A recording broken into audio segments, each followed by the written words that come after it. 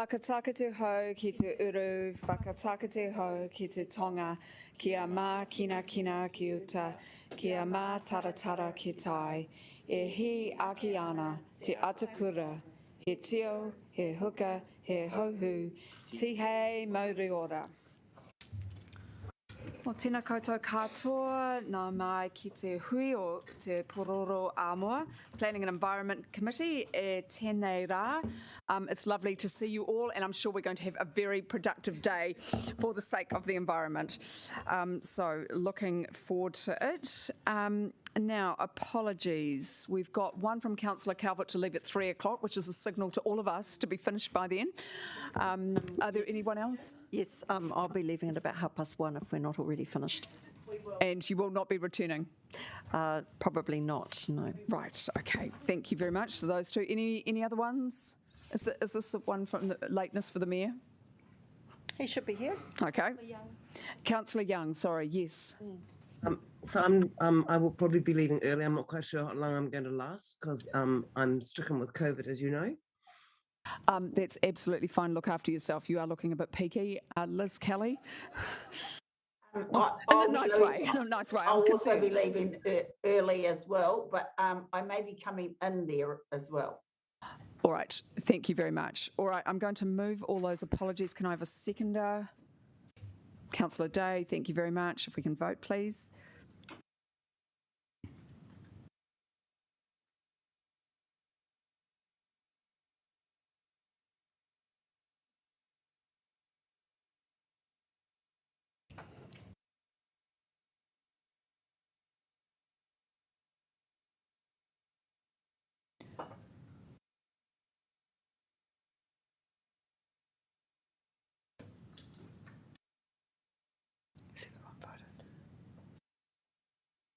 Sounds as though the vote has carried. It's carried. Right, the vote has carried. Thank you very much. Right, any conflict of interest declarations to make? No, good. All right, and confirmation of the minutes. So I'm going to move that they be approved. If I can have a seconder. Thank you, Deputy Mayor. So if we could vote, please.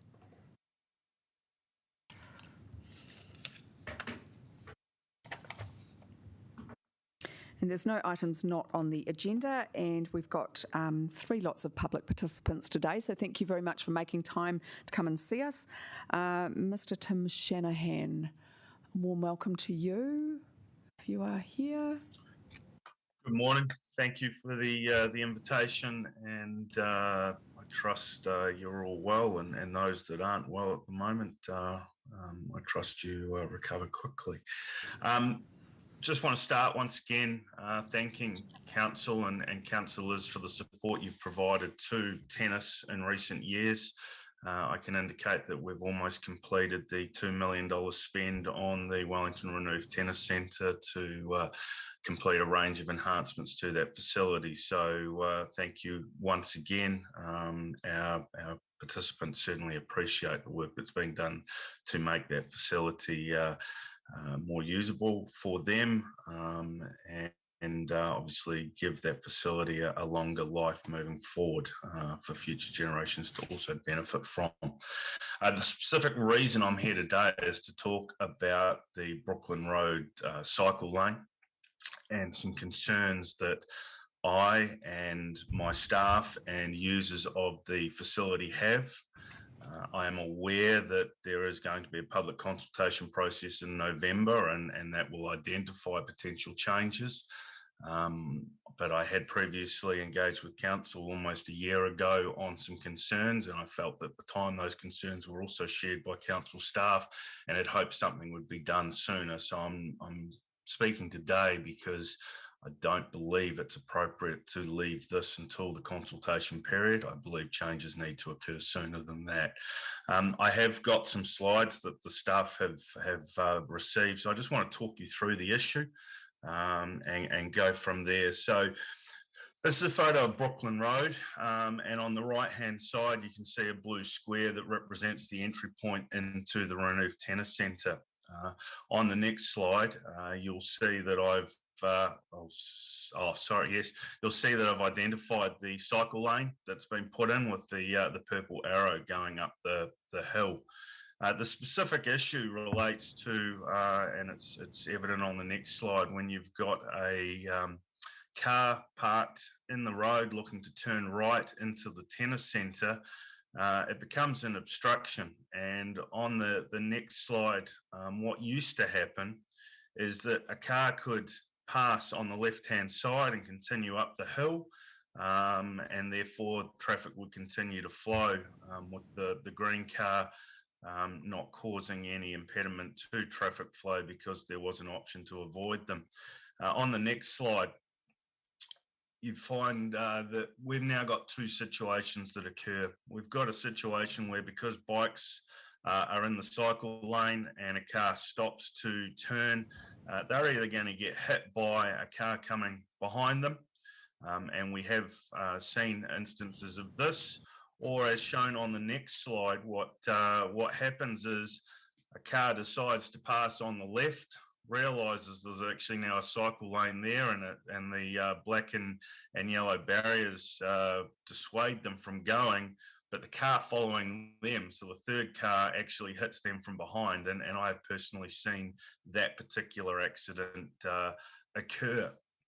Now, when I met with council staff on the 16th of July of last year to discuss these issues, before I even opened my mouth and explained my issue, they told me that they'd already identified a desirable change to the traffic system. And on the next slide, their solution would allow us to go back to the car passing on the left-hand side by diverting the cycle lane in this location and taking it to the left and through where those cars are currently parked on the left-hand side. And to make that possible, on the final slide, the car parking for those cars would move into the area highlighted by the pink square. So effectively using all of the space to the left of the existing cycle lane to redivert the cycle lane, maintain the car parking, and provide the passing lane for vehicles so that they can continue the flow of traffic and not be impeded by any cars that are trying to turn right into the tennis centre. What I think is really important for councillors to understand is I'm not presenting today with a view to telling you what the solution is. I'm presenting the solution that was identified by the experts within council. I was hopeful after our meeting on the 16th of July last year that it would have been implemented within a matter of months, given the cycle lane was a trial process. There was always going to be enhancements and improvements identified, and hopefully there was budget available to make those changes. Going back to Tennis Central's submission to the cycle lane process, that was one of the things we identified, that it was critical if this was going to happen, that there had to be budget to enable processes to be changed and enhancements to occur. So I'm speaking to you today on the basis of, if nothing else, making you aware that we think it's only a matter of time. Not only will there be more accidents, but there could be a more serious accident. I guess at the end of the day, I can say I've got a clear conscience because I've done what I can to advise Wellington City Council and councillors of the issue. And I can now only hope that some action will be taken, and it doesn't necessarily need to wait until the public consultation process that commences in November of this year. I'm happy to take any questions. Thank you very much. That was a really helpful submission. Councillor Calvert, then Deputy Mayor Free, and Councillor Fitzsimons. Thank you, Tim, for presenting that. So just so I'm quite clear, you made these suggestions, nearly a year ago when the cycleway was in the trial period, and you understood that they were going to be potentially incorporated, but since then there's no work being done on that section? Most of that is 100% correct. The only thing I would alter is I didn't suggest a solution. The solution was actually suggested by council staff before I'd even opened my mouth and told them what my issue was. Right, okay. But it just hasn't been implemented? No action has happened, no. Okay, thank you. I would suggest that change of staff within council on this project probably has been one of the reasons for a delay, as well as COVID. But the latest update I've had is nothing is intended to progress until the consultation process has been completed. So that would mean we're talking 2023 at the earliest. Okay, thank you. Thank you very much. Deputy Mayor Free. Thank you, Tim. It's always useful to have feedback, and thanks for the way you presented it, very respectfully. Do you have any other feedback on the cycleway? Like, how else is it working? Look, I think it would be fair to say that the information I've got is that it is being used, probably not used from the perspective of my staff and the comments they've made to the extent they thought it might have been used. But I think council staff are better placed to indicate whether goals have been achieved with regard to implementing it and having use.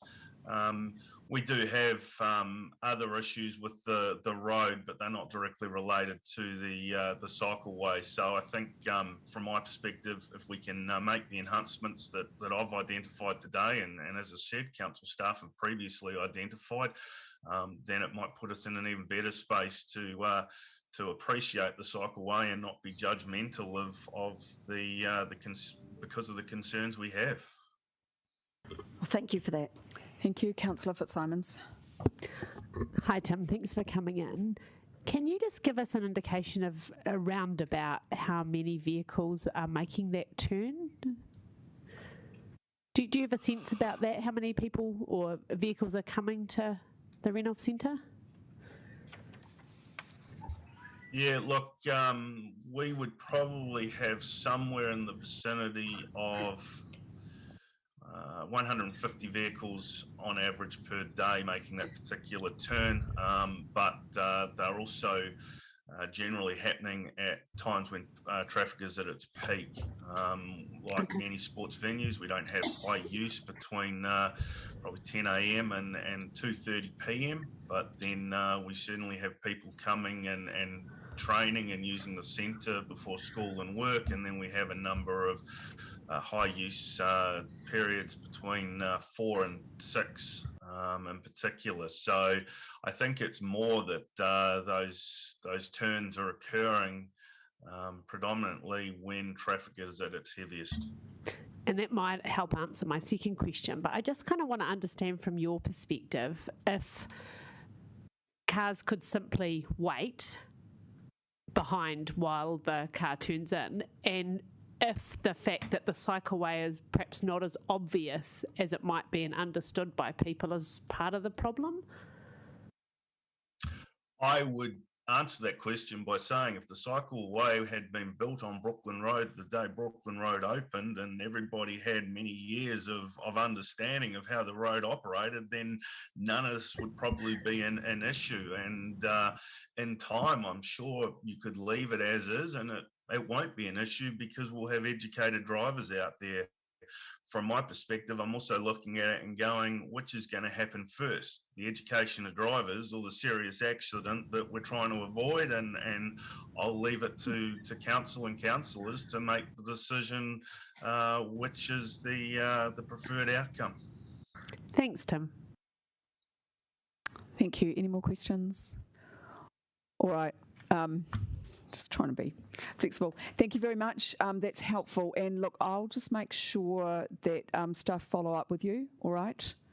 Appreciate that. Yeah. No. It's really helpful to give a practical way forward. It's much appreciated. Thank you. Take care. Thank you. Right, now I'd like to welcome Guardians of the Bays, Tim Jones, Dr. Amanda Thomas and Benoit Pett.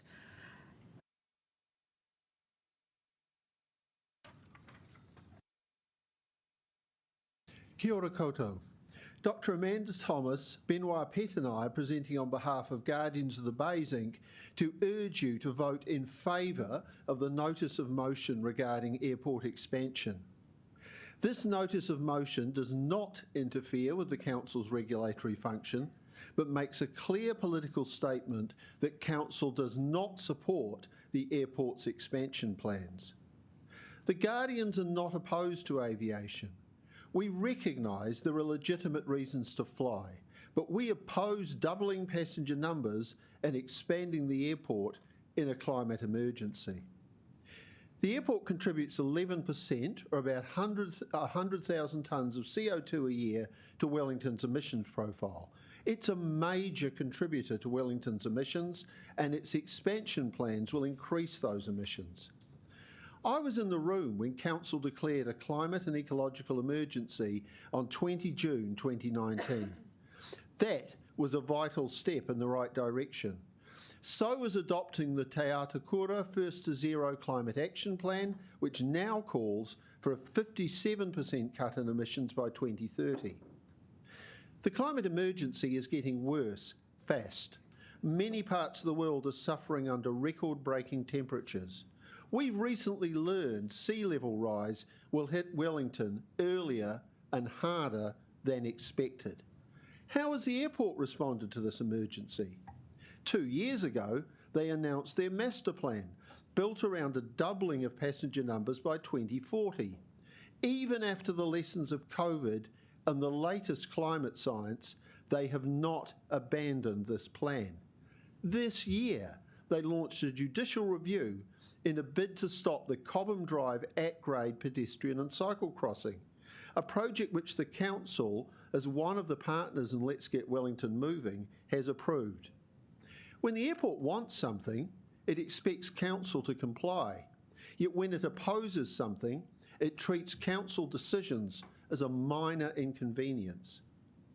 While the rest of us are being asked to reduce our emissions, Weil is still determined to expand fossil-fuelled aviation. They claim that expansion will be sustainable, but they have not presented a business case that shows how the expansion will deal with the climate emergency. It's time to listen to the science. So over to Dr. Thomas. Tēnā tātou.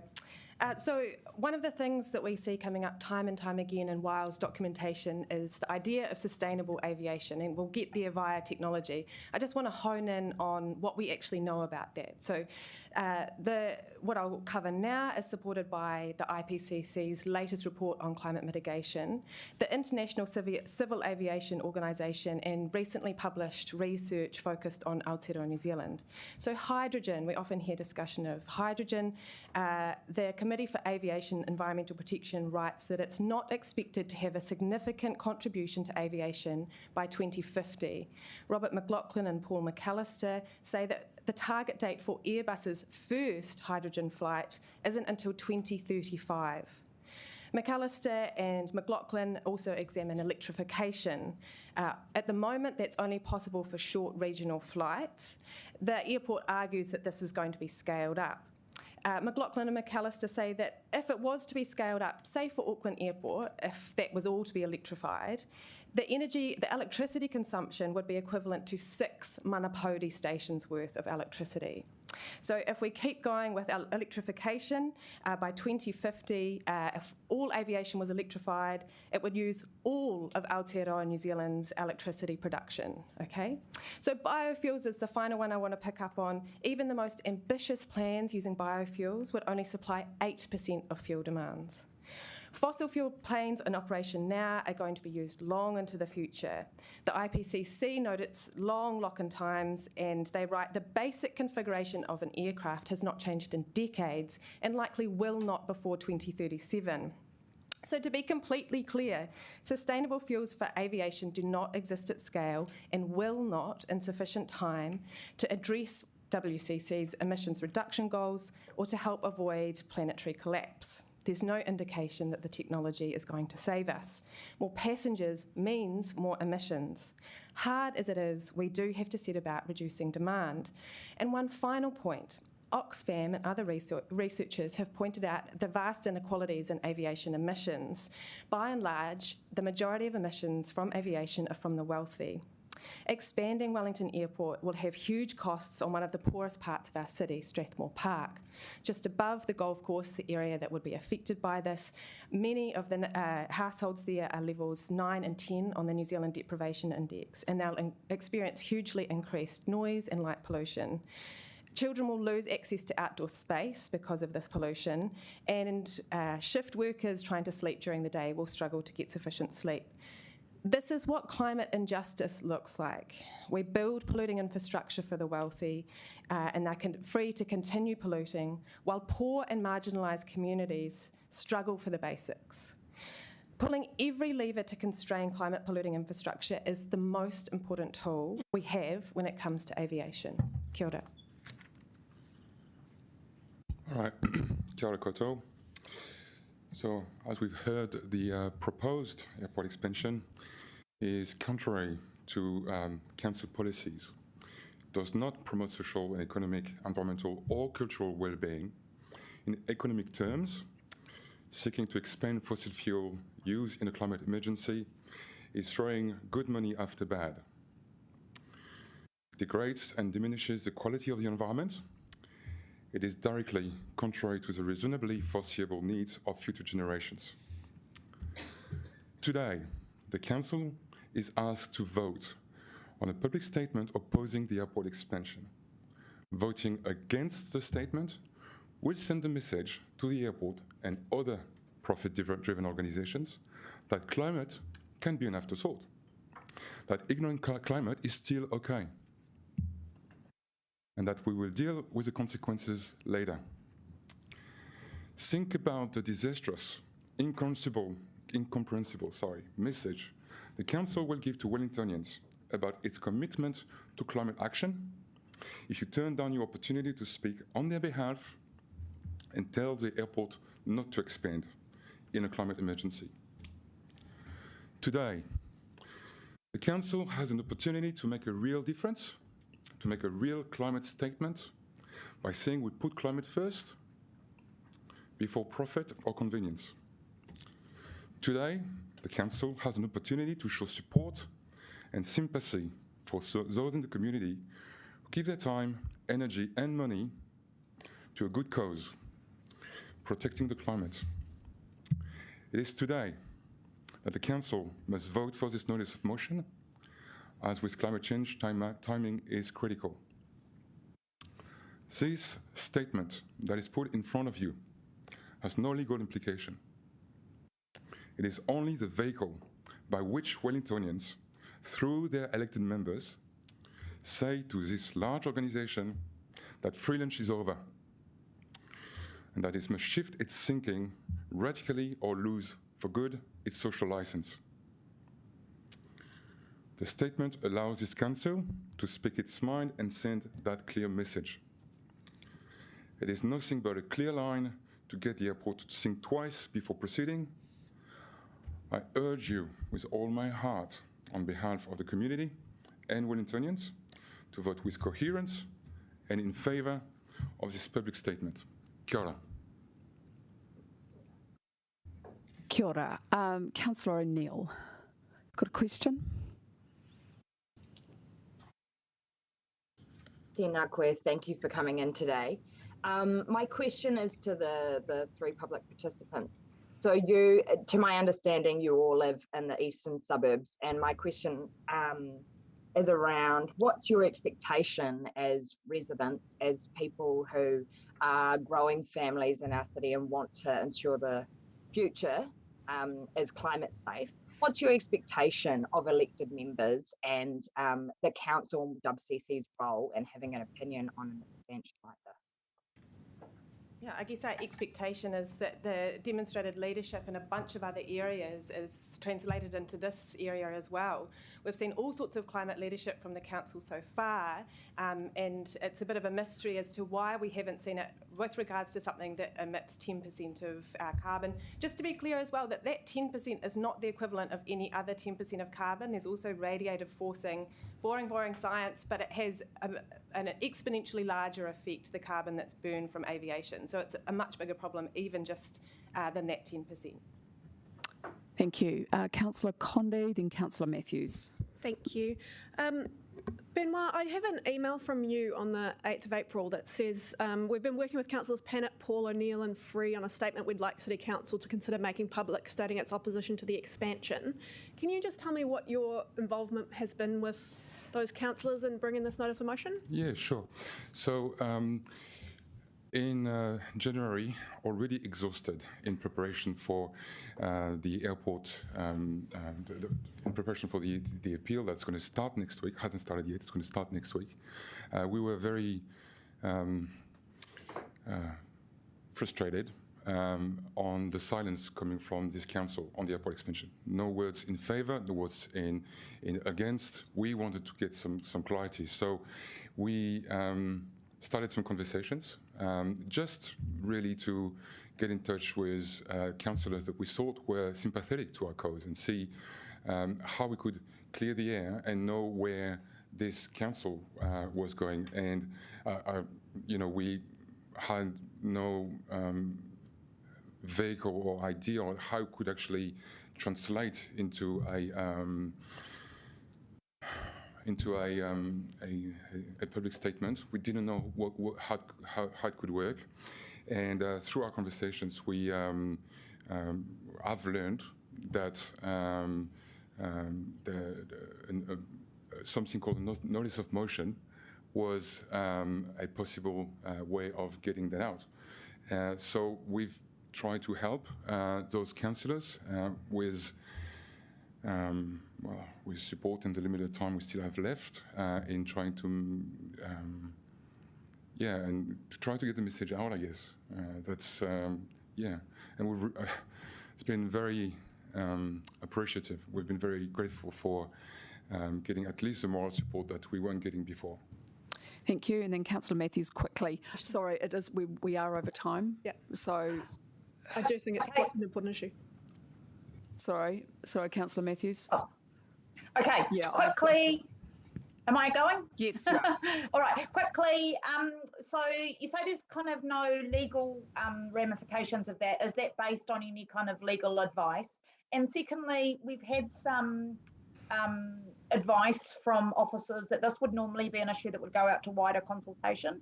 And what do you think about us not doing that? Because I think probably all of you would say that that would be normally like an important thing that we should do around significant decisions.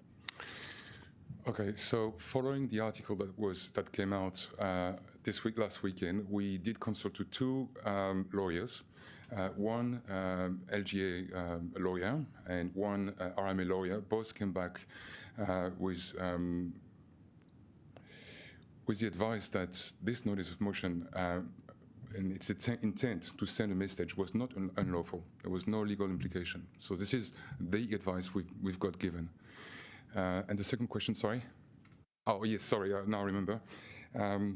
Look, because this notice of motion is only about a message, is only about getting the council to really be clear about what it thinks about this airport expansion.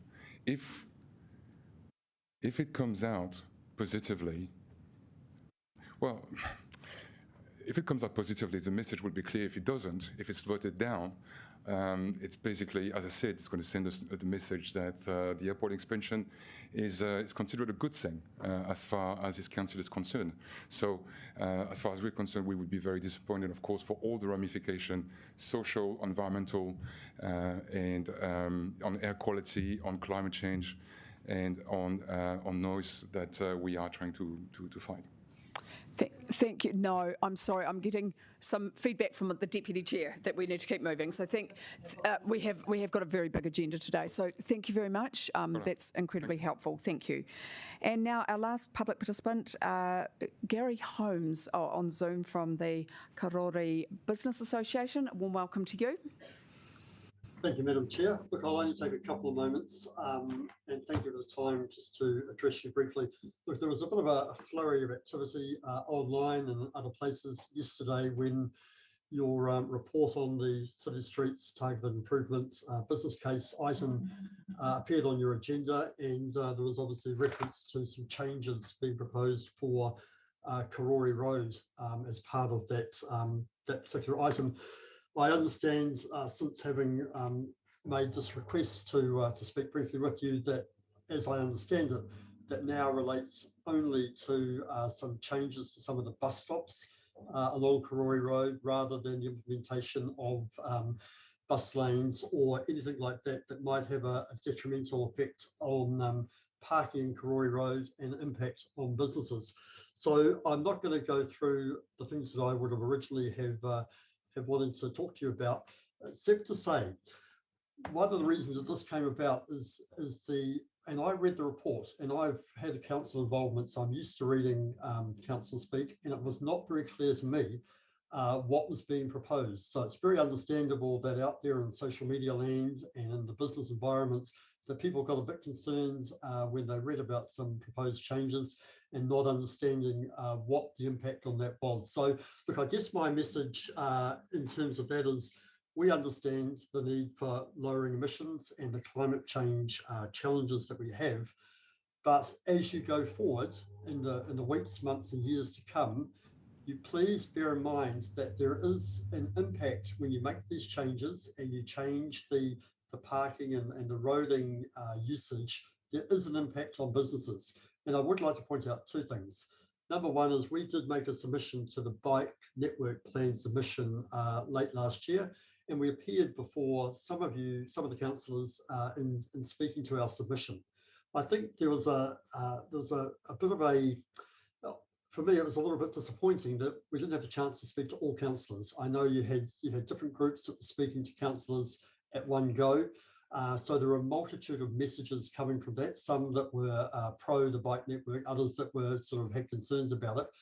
And the fact that there were perhaps only a few councillors as part of that didn't give us the opportunity to get our message across to all of the decision makers. So that was one thing. The second thing is that with Karori, and particular Marsden Village, we did some in-depth surveys with those businesses to understand where their customers come from, when and how they get there, whether they came by private car, by bike, by public transport, whatever it is. So there were some interesting stats there that indicate to us that if you remove, and this will be something that you'll be looking at down the track, if you do remove some of that on-street parking, particularly along Karori Road by Marsden Village, it is going to have a detrimental impact to the business viability of a number of those businesses there. The Marsden Village car park, which is currently available for as a shopper's car park, is under pressure. There's now some apartments being built in that area. Those car parks are not always going to be available to shoppers, and so there is a concern about where people would park. But look, as I understand it, what is being proposed as part of the stage 1 business plan is not looking at the wholesale removal of car parks along Karori Road. So look, I would encourage you in future to make sure that as best as possible, that it's very clear what is happening and to consult. We're not necessarily just opposed for the sake of it, and we want to work with the council and the elected members and the officers, and let's get Wellington moving but we want to do that in a way that the people making the decisions and coming up with the plans understand what our concerns are and work with us to alleviate those. So thank you for your time, and I wish you well with your deliberations as you go through the rest of your meeting. Kia ora. Thank you very much for that. Very helpful. Any questions, councillors? Okay, it seems that you've been very clear, and I understand there's an amendment, so I'm sure councillors will speak to that. Thank you very much. Thank you very much. Really appreciate it. You're right, great.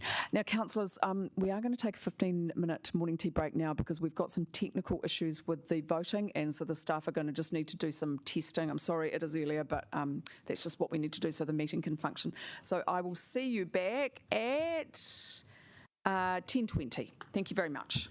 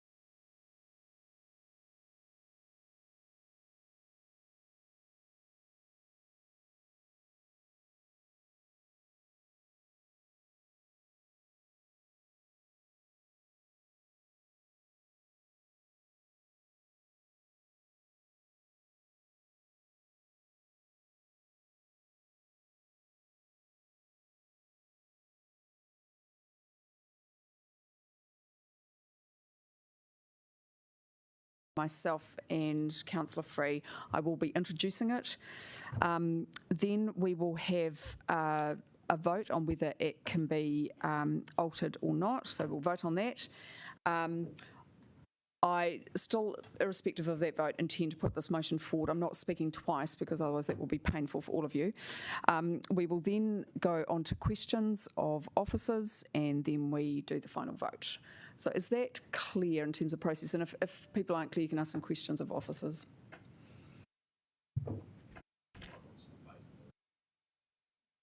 Oh yeah, you can have some debate. You can have some debate if you want, Mayor.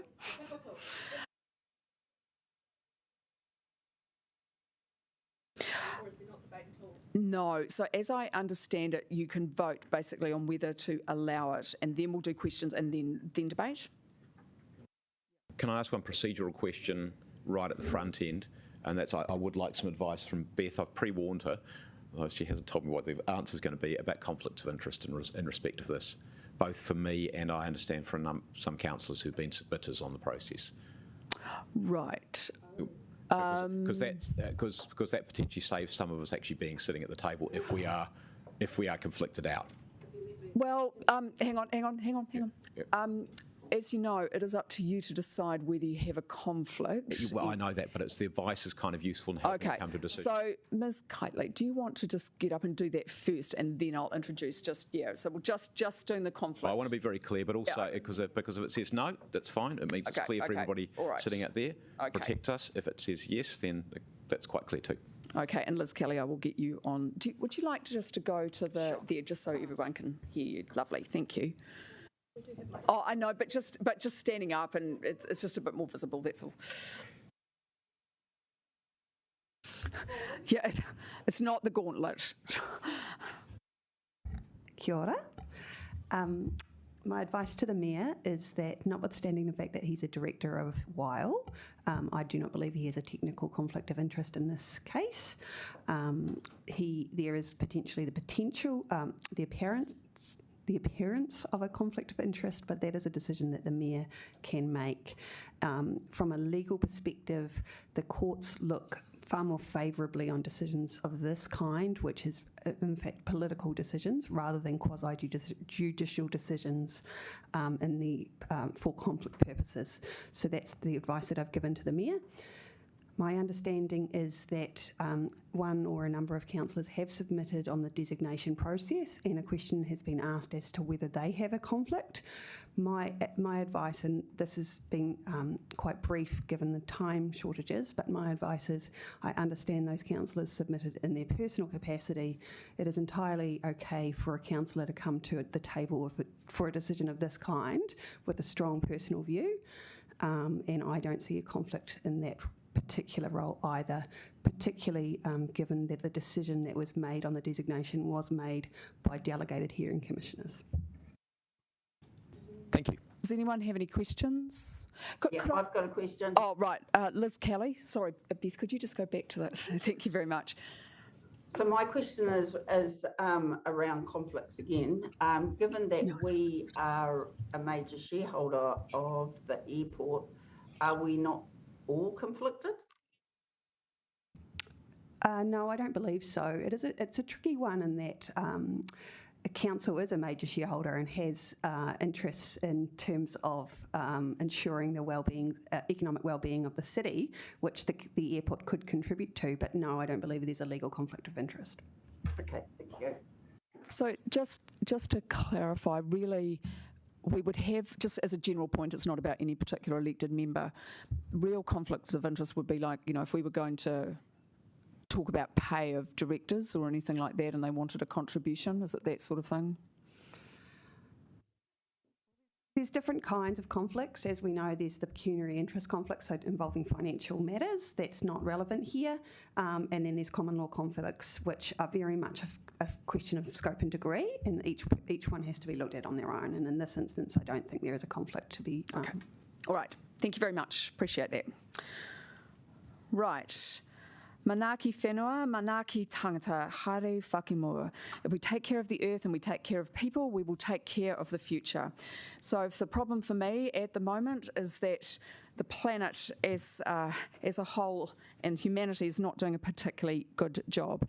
Our planet is in jeopardy, and so we will be having a debate as we go forward about how to solve these very serious problems. The latest IPCC report is very clear. We must make deep emission cuts now.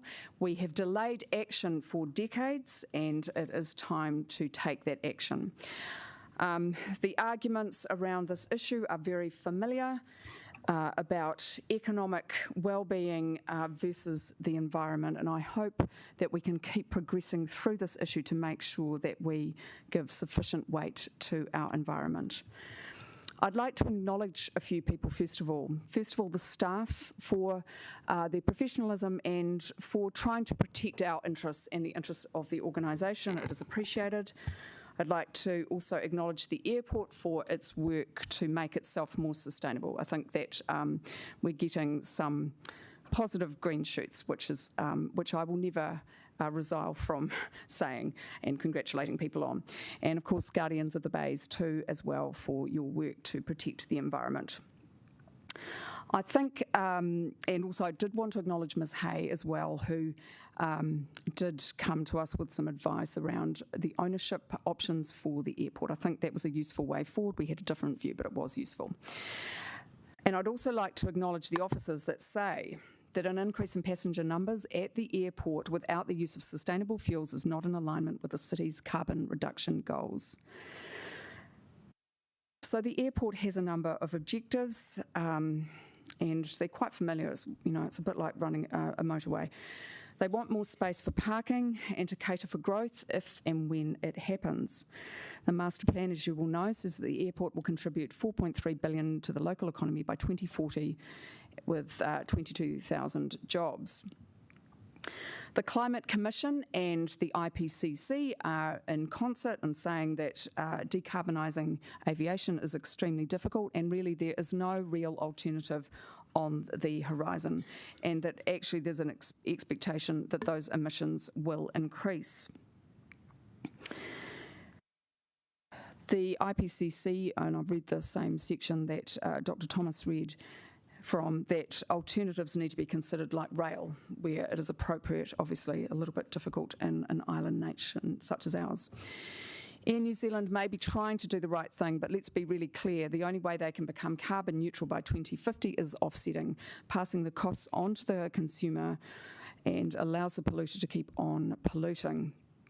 It also has major social justice impacts for some groups of people around the planet when we need to plant rather than creating food, and I do not believe we can plant our way out of this crisis.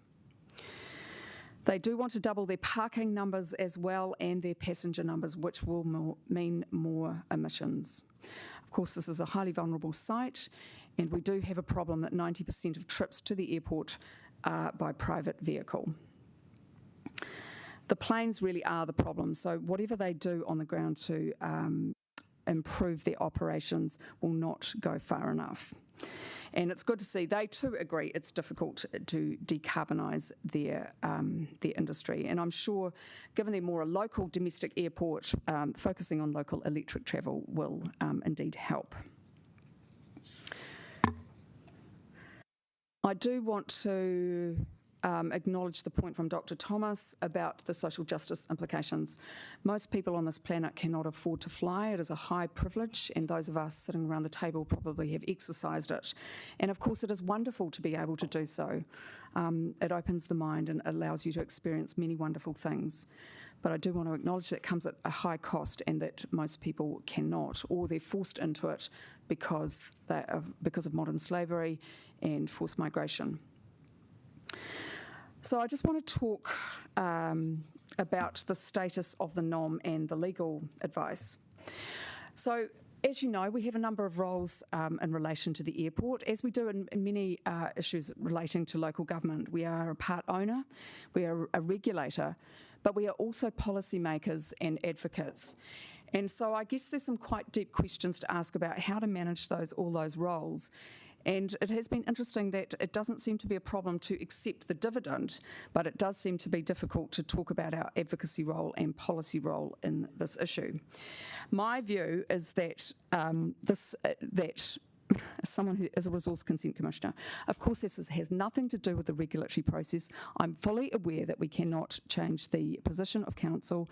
The decision-making process was delegated to commissioners, obviously given we have a conflict. The process is not impacted. What I'm asking you to do today is to make a political call in line with the climate emergency which most of you have agreed to.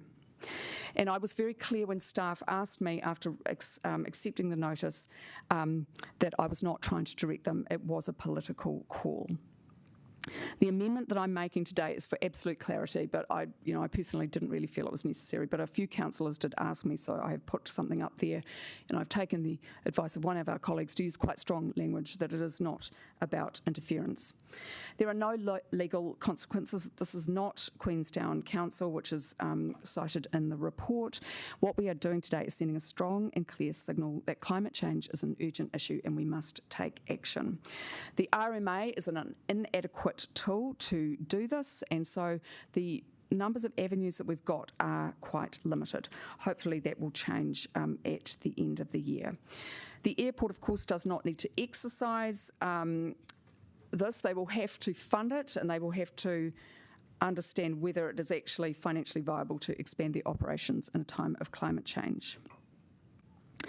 Just on the legal advice, look, I'm appreciative of the advice of staff, and I will be speaking further to them after this meeting. I guess I just do find it a little bit tricky that we haven't been able to see the advice and test it.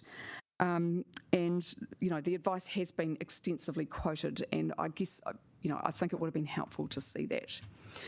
I note that the advice says that the NOM may be unlawful and may expose us to judicial review.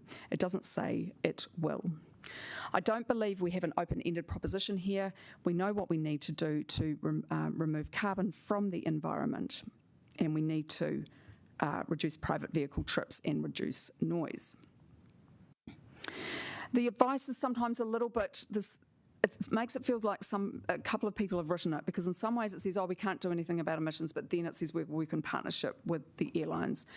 Probably both of those are true, but let's hope that we will keep working with the airlines to get to that outcome. In terms of councillors' role in relation to the district plan, the report acknowledges that any conflicts are likely to be able to be managed appropriately. I don't accept the argument there is a lack of transparency here. The council has been very, very clear about its expectations around climate change, and of course it was me that called the climate emergency in 2019, so really this is just a follow-on. We do have a number of roles, and I think we just need to be clear about what we're doing. I have nothing to do with the regulatory part of this. I haven't made a submission, I haven't done anything, and I will not be doing anything. And of course I have no role at the board table. Just finally, I would point out, in terms of the relationship with the airport, that the airport has been prepared to take legal action on a sustainable transport design option, which was a little bit unfortunate, and there doesn't seem to have been any consequence. So we will continue to have a robust relationship. As I spoke with one of our colleagues at morning tea time, we do need each other, and I expect that those discussions will be very robust. I also would point out that WCC, like many councils, is reliant on environmentally bad business practices. Creating waste, creating parking, and airports are not the best ways to make money. We need to find different ways, and that is also a subject for further debate and discussion. We must remove carbon from the environment. We have made that commitment over and over and over and over again. The reason that the NOM is here before you is because some of us feel that we're not making enough progress in this particular area. I'm proud to have been part of a council that has made real action on transport and waste, for example, but aviation, we still have a way to go. And in terms of a conflict of interest, I do not believe there is one, as I said, in terms of my other roles, but I think it is very clear that many of us stood on a platform at the election of stopping climate change, and this is very much part of this work. So kia ora koutou, thank you very much for listening. And now what I understand we're going to do is have a vote on whether the amendment, that's just in red, is something that you will accept, and then we will go on to questions. Can you ask some advice on the wording? I'm not... No, with an altered motion, only you, with the agreement of the majority of members present, as voting can alter it. Sorry, would you mind just speaking into... Oh, do you want to borrow my microphone, just so the people online can hear? Thank you. My advice on the question of Mayor Foster of whether this altered motion could get some advice on the wording is that Councillor Pennant, as the mover of the notice of motion, only she could propose an altered motion with the agreement of the majority of members present. So this is the wording that Councillor Pennant has proposed as the altered motion. Therefore, it's up to the committee to vote upon whether this can be included for debate. Yeah, look, I'm fully aware of that. What I wanted to ask is about the implication or the actual accuracy and whether it's actually correct or not.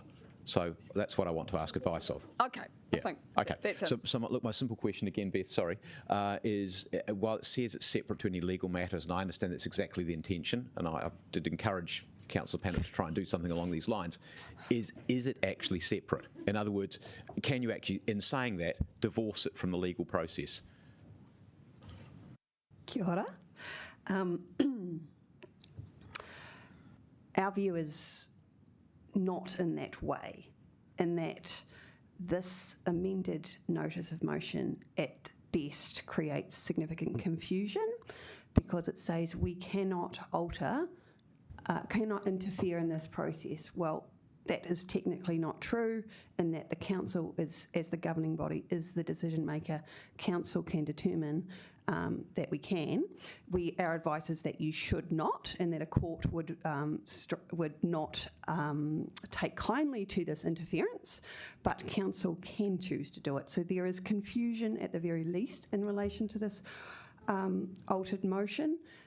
There are also issues in our view with compliance with our significance and engagement policy in relation to the making of a policy without engaging extensively or consulting with the public. Can't do it. Yeah.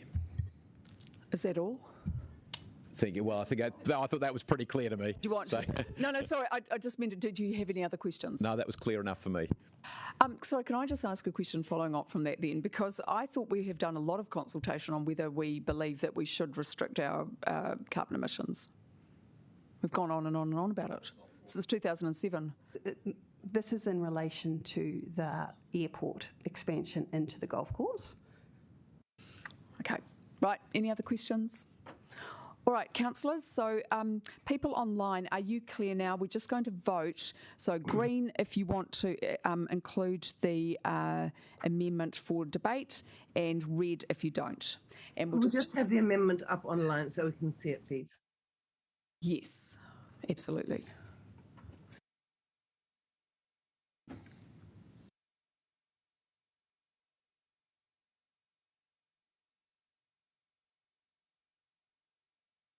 Just is everyone clear on what needs to be done just before? Everyone clear? All right, okay, so if you could vote please, and we'll take a division on that to Haiti. Thank you very much.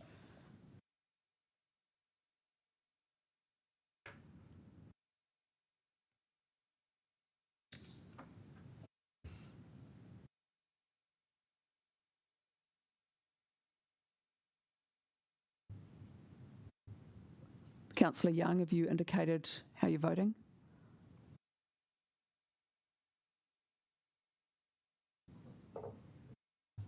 She's muted. Oh, Councillor Young, are you able to indicate how you're voting? I'm just sorry, I know you're sick. Foggy brain. So if I support what you're doing, I vote yes? Yes, that's correct. If you don't support an amendment coming through, you vote red, no. Thanks. Thank you. The original motion. So it is the original motion, and now we're going to move to questions because you don't need to listen to me speak twice today. Right, I will take a speaking order, unless there isn't anyone, we can just get on with voting because hopefully it is reasonably clear. Right, because I know people have got time limits. Councillor Condi. Yeah, this is going to vote. Oh, okay. Can people use microphones? Oh, yes, sorry. So thank you, Councillor O'Neill. Just Councillor Condi was indicating she wanted to ask a question, and some councillors just want to put it straight to the vote. It actually hasn't been seconded yet, so that needs to be done. So can I just suggest, sorry, Heidi, the Deputy Mayor may wish to speak, and then you're wanting to hold a procedural motion, Councillor Calvert? Or you don't? I mean, you don't have to, you can do what you like. What was the outcome of the vote? Oh, apologies, Liz Kelly. Sorry, that failed. There were 6 votes in favour and 7 votes. 8 votes against. 8 votes against. Sorry, I can't count. Thank you. Thank you. Right. Okay, Deputy Mayor Free. Thank you. Look, I'll keep it pretty brief because there seems to be a mood to just get on and vote on it. But I would like to probably say that, in my view, it is a commitment to our carbon reduction that I'm supporting. And I do accept that the airport is going to be making a lot of changes that will be helpful, but that fundamentally wanting to double the number of plane trips is not in line with our carbon reduction policies. And that doesn't mean to say they can't do it, they can. But I guess what I'm saying is companies are increasingly judged on not just their bottom line, but actually their social and environmental responsibility. So my question is, just because something can happen, is it actually wise or responsible for it to actually happen, or could it be modified? Could the plans be modified? Climate change is real. The effect of the airport on the eastern suburbs community is not insignificant. We're looking at a situation right now where 1 billion people, 1 in 8 people, are actually suffering from a heat wave internationally. They're the poorest people. We're looking at places where there are floods that are dislocating people. We're looking at a city, Jakarta, that's having to relocate because of climate change. And these things are really, really real. And in some ways, we have to face up to our own behaviour, and that's really the main thing for me. It's like, I do value the airport. I will keep flying, but I have to ask myself, how often is it appropriate? And I'm not saying the airport as it is should disappear. I think but I am saying, does it really need to expand? Is that actually right? Is it right? Just because it can happen, is it actually the right thing to do? And that's my statement today. And if we had a better way to make this statement, if we actually had an ability to go to the board and say it directly, maybe we would. But what I've found out is that sometimes our reps aren't actually able to comment. For example, the Common Crossing, because they're considered conflicted. It's not even allowed to have a say around the board table. So how do we actually make comments like this? This is an opportunity to make a statement about what we actually feel about other commitments we've made as a council.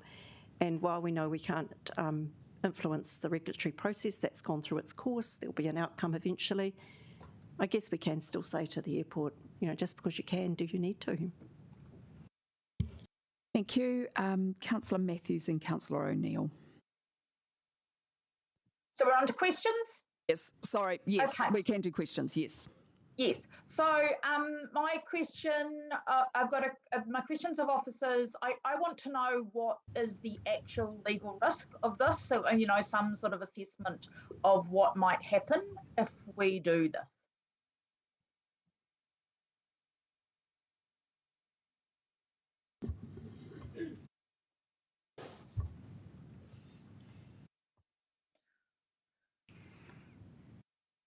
Kia ora, Councillor Matthews. We identified a couple of key legal risks here. One is potentially in relation to judicial review. That is if WILE questions this decision you make today in this notice of motion, given the legal risk we've outlined in terms of procedure, etc. The second one is in relation to the designation process.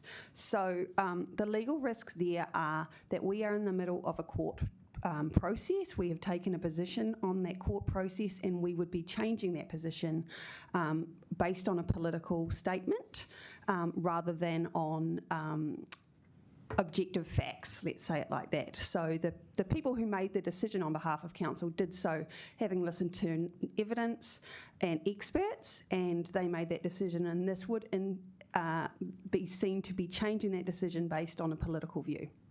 So the court is unlikely to take kindly to that. They may award costs against us and rule against us. And I've got one more, which might be for someone else, which is, does this motion actually do anything to reduce emissions?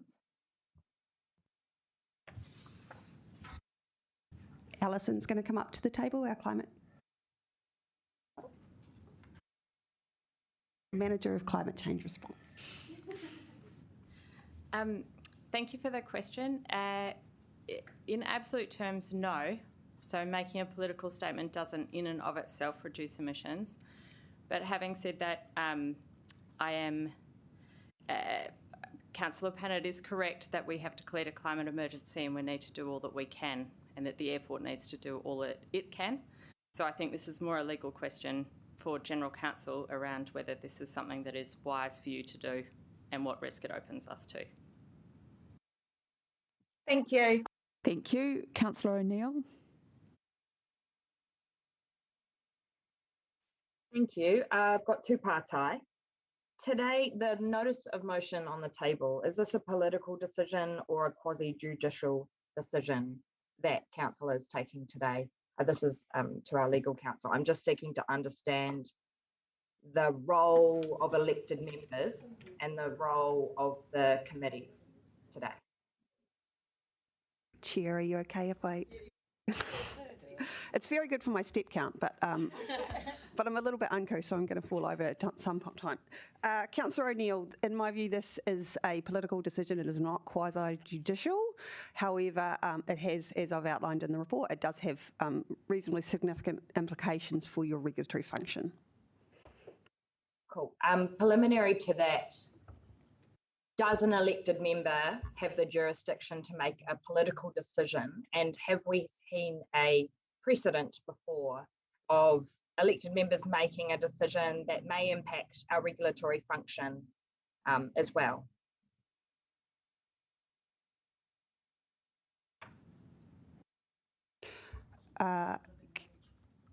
Kia ora, Councillor O'Neill. I'm not entirely sure I've got your question right, but yes, elected members can make decisions. You are the governing body, you are the decision makers on behalf of this organisation.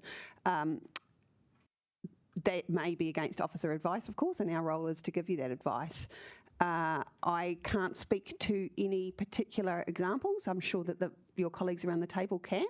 But I would say that our advice here is that it is a political decision with significant legal implications, and it has been stated to be a policy decision, which we have said has implications from a Local Government Act perspective in terms of failure to consult with the community in regard to the decision.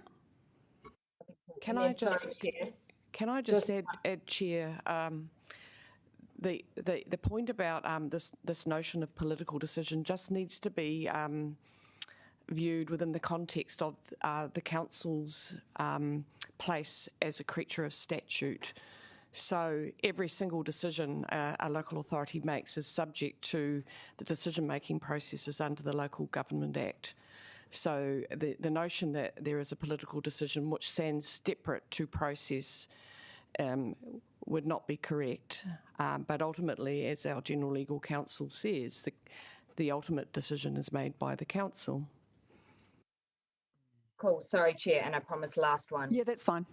Why are we, as elected members, unable to access the legal advice provided to the organisation so that we are able to make an informed decision? Councillor O'Neill, you have accessed the legal advice. You've accessed my legal advice through the report.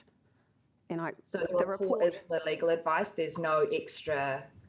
The report was informed by an external legal view, and the report was checked for accuracy by a barrister, and the report stands on its own. It is a fulsome report that covers off the legal and other risks associated with making this decision. Thank you. Thank you. And sorry, Councillor Condi, you've been waiting a long time. Apologies. Thank you. Just wanted to make sure I hadn't dropped off. Yeah, no. Thanks. Beth, I guess I'd be interested, we heard today that that members of the Guardians of the Bay have had involvement in bringing this notice of motion and working with councillors to prepare it. How would that be seen by the courts in terms of looking at this and this argument that this resolution today has nothing to do with the regulatory process or the appeal that we have? I think the courts would view this particular decision still with flexibility, given the nature of the decision. The issue that the courts would have is, in my view, it's the interference that this decision would have on our regulatory process. And specifically here, that is because we are in a court process and we have taken a position, and this would interfere with that. It's the implications that this decision has that, in my view, the court would not look upon favourably at all.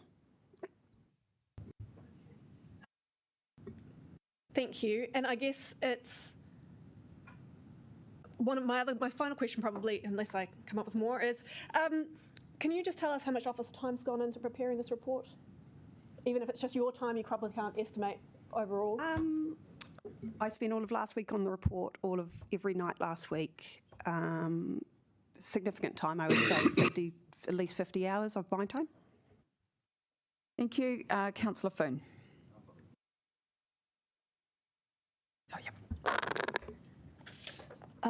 Thank you. The question I wanted to ask was similar to one that Councillor Free just made, but how, as a councillor, would I get the chance, how and when would I get the chance to say if I do not support, or how do we get to that point where we can have the community involved, and how do I get to have my say that I do not support that master plan?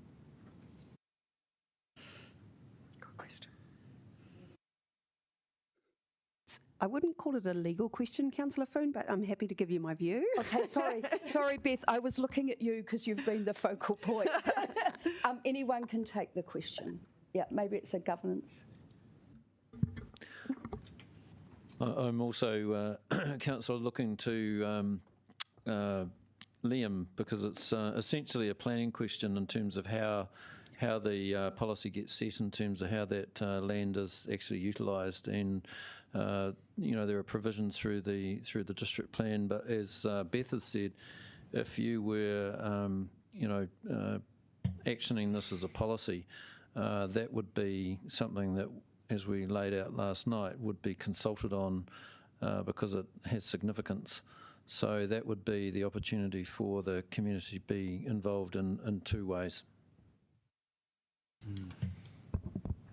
Do you want me to have a go? Yep. Through you, Madam Chair. Sorry, I was a little distracted. I would have jumped in and helped Beth and Stephen there. So, and just to clarify, you're asking the question regarding the outlined development plan as part of the designation process. So the designation process is a two-step consenting process, if you like. The first one we're in the middle of.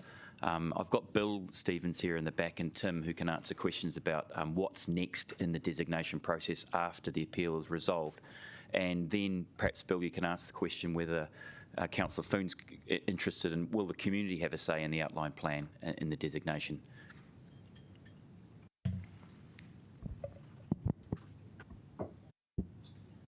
Kia ora.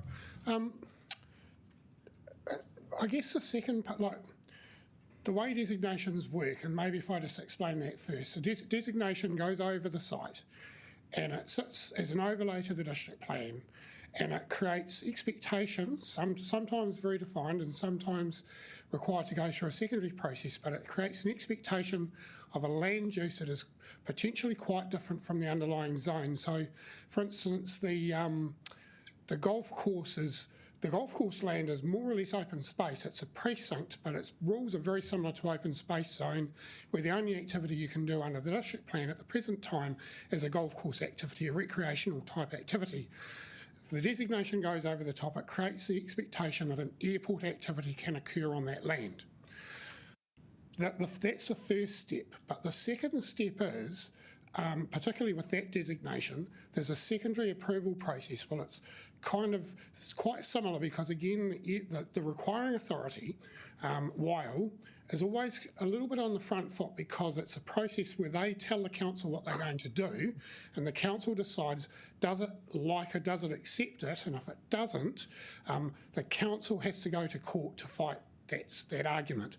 So the designation goes over the land, and then when WILE actually wants to take advantage of that designation, it has to submit what is called an outline plan. Now, outline plans, in view of the question you asked, Liam, they are a closed process. The public has absolutely no ability to involve themselves in the outline plan process. There's no notification process with outline plans. It is simply the requiring authority comes to the council, tells the council what it wants to do. The council and the requiring authority then deal with each other. If the council doesn't like certain things, it can go back to the requiring authority while say, look, we want you to change things. We don't like, for instance, landscaping. You're not providing adequate landscaping. We would like to see you change the landscaping layouts. While then could come back and say, yes, we'll do that, or they can come back and say, no, we're not going to do it. And in that situation, the council has to decide, are we going to go to the Environment Court to try and force WILE to do it? But in short, it's a closed shop process between the council and WILE. But Councillor Foon, your question was about where you can participate overall in the process. Yeah, just generally, not just the planning process. Yeah. As well, there were two questions I wanted answered. So is that for Barbara to answer? If I can help, in terms of the master plan was consulted on in 2019. Well, you let did live in officers, Wellington. Mayor Foster, I know you know everything, but the officers, if you could just, Through you, Madam Chair. So there's one question that's been answered is the community won't have an opportunity to input into the outline plan. The second question, Bill, that Councillor Foon's asking is, will the council be able to, does it require council approval in negotiation or finalising the outline plan? Outline plans are dealt with by the resource consents team, so they don't go to council for any decision-making process. So a decision is made under delegation by officers. Is that everything? Yep, one more. One more question. This is around the impacts on the land of this decision and what discussions have been had with Wellington Airport on how this decision or what happens today will influence the land that we need to, that we are working with them on for the new sludge treatment plant.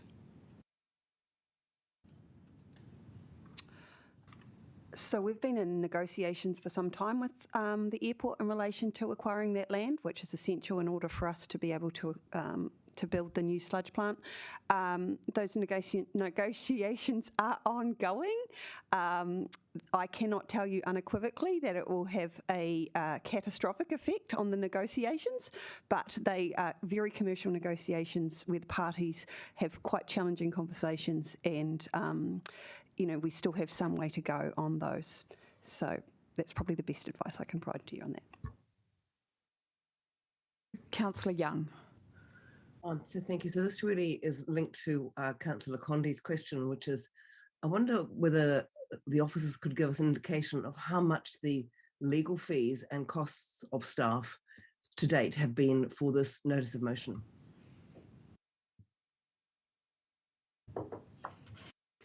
We don't have those costs to date, unfortunately, Councillor Young. Any ballpark figure? So I mean, you said 50 hours of your time. So how would you cost out your time, for example? Look, my time is certainly not as expensive as a top-tier law firm partner, I can tell you that. And you're welcome to change that if you like. The barrister that we use, I think, charges us around $500 an hour, and he would have spent a minimum of 10 hours on this, plus my time. Thank you. Mayor Foster. Yeah, look, three questions, if I can. The first one of them is, how does this play with our district plan in terms of the rules that we intend to objectives, policies, rules that we intend to put into the district plan? It's probably a Liam question. And how do they reflect the designation decision, especially given the designation decision is still under appeal? I think I'd defer to Beth about the implications of it, because it's a planning process to get to the designation. But the planning consultant we used and that assisted Bill in the submission to the designation process is confident. I sought some advice over the last couple of days. Yeah, it's Mr. Ashby. He's confident that all of the recommendations he made to the committee have been picked up in the conditions and employed through the district plan process. Right. So that includes things. There's an alignment. That's right. There's an alignment. That's good. Okay, cool. So in terms of legalities, does anything that we do today affect our ability, any potential ability, however people vote, in terms of the district plan decision making? Yes, very possibly, particularly in relation to anyone who'd like to be a hearings commissioner, specifically in relation to the airport zone, noise and possibly transport. I'm going to guess, but I would have thought that as a shareholder we might all be conflicted in being involved in that particular issue anyway, wouldn't we? Potentially. We haven't yet reached a view on that, but that's definitely a possibility. Cool. Okay. Secondly, in your officer's report, you say that the notice of motion will determine and impact council's position going forward and interfering with the regulatory function. Can you just tell us, as the people who are going to represent council in the appeal hearing, does that mean that in effect they'd be asked to take a different view than they had taken in the designation hearing? They would feel that sort of obligation to do that. How does that work? Yes, so and Bill would probably be able to answer this better than me, but to date the council recommended that the designation be expanded, and the council delegated commissioners, hearings commissioners, not the officers. Yeah. At this point in time, we're going into a court case where council's position is that it supports the designation and is supporting the court through this process. So our view is that this notice of motion would require a change in that approach. So it would have, in your view, an effect on what we required our representatives to say? Yes. Yeah, okay, thank you. And I think that is all I need to ask. Thank you. Thank you. Councillor Fitzsimons, then Liz Kelly. Yeah, I'm just looking at the delegations, and I guess I'm never one to want this table to sort of give away its power, not have any power. Had those who signed the notice of motion or those who are concerned about this issue reviewed the delegations and withdrawn some, would we have had more power? So, but basically I'm saying, and I'm just looking at them, and I think, well, the question is, had you used a different mechanism, like reviewing a power that we have delegated, could you have had more influence in this process in the way that you want to? And I'm quite interested in that point, because I think that it does go to the heart of where we can make a difference or not. I'm really unclear as to what the question even meant. But as long as they know what okay. I think you'll get it in the answer, and I might be wrong. Councillor Fitzsimons, can I just clarify? So under the council terms of reference and delegations document, the council maintains certain delegations, and committee maintains certain delegations. The rest of the delegations for council's functions are delegated to the chief executive. Yes, and that's what I'm saying. We've decided to do that. Yes, that is correct. And you did that at the start of this triennium, and that was reviewed last year after the Winder report, and those delegations remain. So it is therefore the chief executive's delegation. Now, this is where, and that is for any normal decision that Barbara, as our chief executive, can make or can delegate to an officer to make in accordance with the law. Now, I will need to ask our subject matter expert, Bill, in relation to the designation, because I don't have that expertise in relation to particularly how designations work with delegations, but my advice on a general perspective is it is for council to delegate those powers to the chief executive. It is therefore for council to revoke those to the extent that it believes it needs to do so. Yeah, and that's really my question. I think it's probably answered. And I think if you look at number 17 under district plan and RMA matters, it talks about decisions to facilitate the administration of proposed plan changes, variation, designation, heritage order processes. So we have, as already, including the people that signed the notice of motion, delegated this decision, and we could have revoked it, not now, I appreciate now, but we could have revoked it and used our power earlier had we thought of it and gone through that process. Yeah, it would have obviously needed to go through a council process. Yeah, no, I get that. And I think, we may well have been unwise to do so, but there was power available prior to this, which would actually have made a difference, potentially. My second question really is around the timing of this. So the appeals next week, is there any, do we want to, is it important to, has it been an important part of this that it is heard and decided on today? Is that sort of part of the timing of the notice of motion, or that you're aware to of? direct that to Councillor Pannett. I assume Democracy Services would know whether that's... Well, I assume Democracy Services would know that because it's sort of, and it may well be, and I appreciate that it may be, but is it particularly need to be at this meeting, or has that been a position that's been advanced because of the timing of the appeal? My understanding is the reason that it's at this meeting is that was part of the notice of motion. It's a requirement to specify which... Oh, they just chose that date. Yeah, fair enough. So that's totally with Councillor Pannett. Whilst I've got this microphone, I just thought I'd point out something in terms of the revoking the delegations and in effect taking over that designation process. That would normally be done by qualified commissioners, so that it would not sit necessarily with just a committee. Oh, I'm not saying we'd be good at it, but I'm just saying we could. I made no comment about that. All good. Yes, a statutory process where you need to be a qualified commissioner. Yes, although we have already decided to delegate aspects of that, is my point, and that's a decision we've made, and we could have made a different one. Yeah, cool. Thank you, Liz Kelly. Oh, kia ora. Thank you. I'm trying to get my head around the discussion here, because unfortunately I don't have all the background that the rest of you do with this issue. I think to some extent my question has been answered, but I'll ask it anyway. And it's referring to point 4 in the exec summary, where the reference to legal action and how basically we're exposing ourselves to that legal action.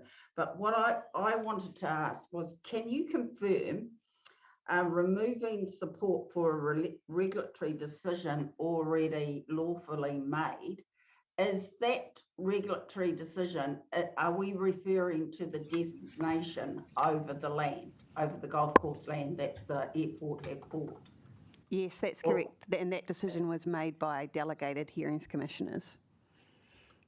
Okay, so if they didn't have that, the airport, this is another question, if the airport didn't have that designation already supported by the council, would they still have purchased the land and gone through with the deal that they have with the golf course?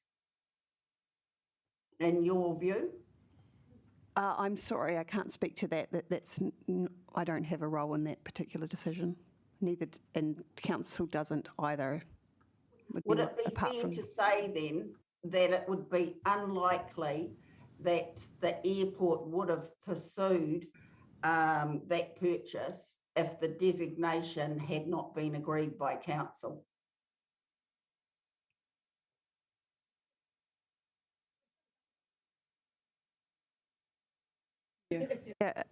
I would perhaps look to the Mayor, who is a director on the airport, to answer that question. Okay, for you, Madam Chair, can I ask the Mayor that? Yeah, sure. Certainly agreement to. I mean, if the designation was declined and there wasn't the ability to use it, then clearly you wouldn't be able to use it. Clearly it would be a legal process all the way through. that would then obviously have profound implications for the future of the airport. Okay, so one last question, following on from that one. My understanding reading these papers is that the airport purchasing this land from the golf course has actually been a benefit to the golf club and to the wider community, because it's helped them financially. They've been able to still continue with the golf course. But it's been from what I'm reading in the papers, it's not only a win to the membership of the golf course, but to the wider community. Is that right? Is that correct? Liz Kelly, I'm not sure how this impacts on what we're voting on at the moment. Well, I'm sort of talking about the designation of the land, and so and this is where I'm coming from, is that if the airport hadn't got that land designated for their purposes, would they have purchased it? And it seems fair to say that they wouldn't have, but now that they have bought it, that it's a win to the community. Okay. Can we just get some clarification about whether the airport actually own the land or whether there's just an agreement to purchase the land? Because I think they may have already purchased the land prior to this designation. Do we know that? Yeah, the agreement's definitely right. So they purchased and now own the land, and they purchased it prior to the designation? Bill is nodding, therefore I believe that's the case. But, we're just, council, I'm conscious of time as well. I can confirm they bought the land before the designation was, or before they got to the point where they are now. Yeah. They had committed and had purchased. Thanks, Bill. Okay. Thank you, Madam Chair. Councillor Paul. Kia ora. I was just wondering, so in terms of not being able to do this because of our obligations to consult under the Local Government Act, are those obligations not satisfied by the process that was undergone through the separate process that happened last year with the hearings on the master plan? Did that not satisfy the LGA requirements for consultation on significant decisions? So the LGA requirement requires you as a decision maker to make sure that you take into account the views of affected people, in summary. Mm-hmm. Now, we also have to comply with our significant engagement policy, which, in my view, a notice of motion along these lines would be at least towards the medium, which would indicate a minimum of engagement, more likely consultation. So, in relation to the hearings process that's already been undertaken, I don't think that would satisfy this, in that you didn't hear those hearings. I mean, the submissions are available online for you to review, but no, that was for a specific statutory process, whereas this is a slightly different decision and made in a different regulatory framework. So it's a question of fact and degree. So it'll be up to the court on that one. Yeah, and it is up to you as decision makers to take into account the views of affected people, but we do need to take into account our significant engagement policy, and what council would normally do in this instance is to the minimum of engagement, more likely consultation for a policy of this nature. Cool, thank you. Sorry, I know we're short of time, but I have got a couple of questions. Our financial interests in all of this, I'm just trying to untangle that a bit, because we've talked about conflicts of interest between our policy-making role and our regulatory role, but what about our financial role and our benefit? So we can sit as a regulator but still benefit from what we're agreeing to. That is correct. Council wears a number of different hats in this matter, just as it does across many other areas where we are a landowner or entering into a commercial transaction and are also the regulator, and that particular tension needs to be managed appropriately by officers, and we have a legal requirement to do that. So how is this being managed then, given we've got this notice of requirement which we may potentially benefit from financially and are then defending it? How is that just keeping those two things separate? Because Bill is acting as our regulator, and he is not acting in a commercial capacity. He's not acting as a landowner, he is acting as the regulator. And I guess that comes to my next question, because that would be my point. And I was a bit perplexed by Councillor Fitzsimon's question, because we wouldn't have a hearing like that. We would, of course, we'd appoint commissioners. I'm not appointed, so in this case, I'm not appointed as a commissioner. I've got no interest in the financial stuff. I'm here as a policymaker. So why is that a problem when we've got all these other different interests? Because it is very challenging, the way that the notice of motion has been drafted, to differentiate between being a policymaker and the impact that it has. It does not say that it has no impact whatsoever on the regulatory function. And a decision by this governing body is a decision by this governing body and has implications, and we need to accept those implications or understand what they are. And it's a challenging area to walk the line on, to get the balance right between what is a regulatory decision and what is a political decision. But in this instance, my advice to you is this decision has significant implications for the regulatory function in relation to that court case. Perhaps through you, Chair, I could also add that as a policymaker, you've got requirements that you must follow before you actually make the policy. So we're not saying that as a elected member you don't have a role in setting policy, but there is a process to go through in terms of establishing that policy. Yeah, and that just comes to my final question, because I am concerned about this. You know, from my perspective, the way I worded it, it was part of our broader climate policy. This isn't a policy decision around the airport. It's not a policy. It's not like, you know, the children's policy or whatever. So I am still a bit unclear about how. I'm not asking you to take this to the court. We'll just do this separately and then you go off and do your business, because we've got all these different roles, just as our financial people will go and take the money. So I'm just still unclear about why this one is a problem when this has got nothing to do with the court case. You don't have to, you can ignore it once the vote happens. Well, Panna, we read the notice of motion as it was drafted, and we interpreted it as it was drafted, and our advice to you, based on the way it was drafted, is that it does have implications. Yeah, I guess I did ask for some advice on that, so that's a little bit, okay, but we'll talk about that later. All right, Councillor O'Neill and then Councillor Condie. Thank you. I just wanted to clarify, so if we've delegated this power to the Chief Executive, how does the governing body's decision today change that? Because I think, yeah, I just wanted to understand, if the governing body today were to vote in favour, would that change the Chief Executive's authority and their upholding decision to support the designation of the airport, or would that not change at all? I understand there are implications, but I didn't think that that was an ability that we had, because we've already delegated it to the Chief Executive. Just want to understand the impact. Yes, our view is that it would change in relation to the court case on the designation, which at this point in time we are supporting, and in our view would require us to alter our position.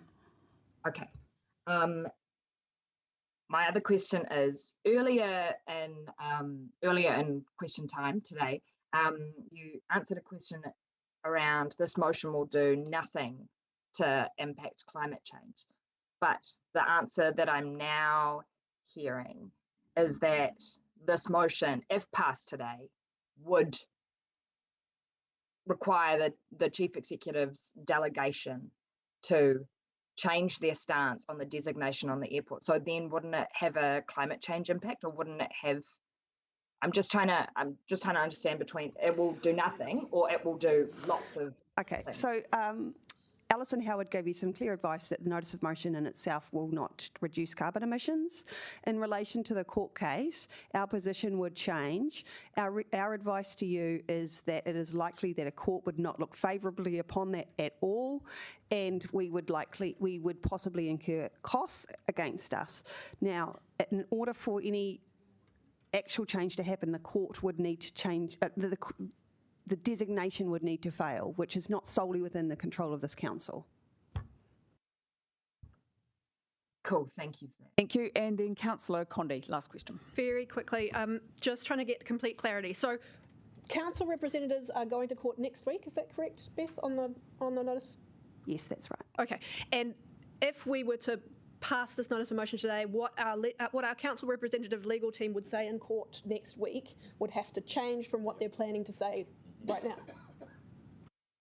Yes, that's our view. Right. Okay, thanks. That's all for questions. Right. Oh, do you want to ask quickly? It's 11:20. So if I can just go back to some of the original documents. So our original Section 47 report, which I think was prepared by Mr Ashby, did actually recommend this be withdrawn, I think was the word, unless there were significant climate and noise mitigations made. So is it true that the airport is going to plan to make some of these things, and this would just help them just maybe do a bit more?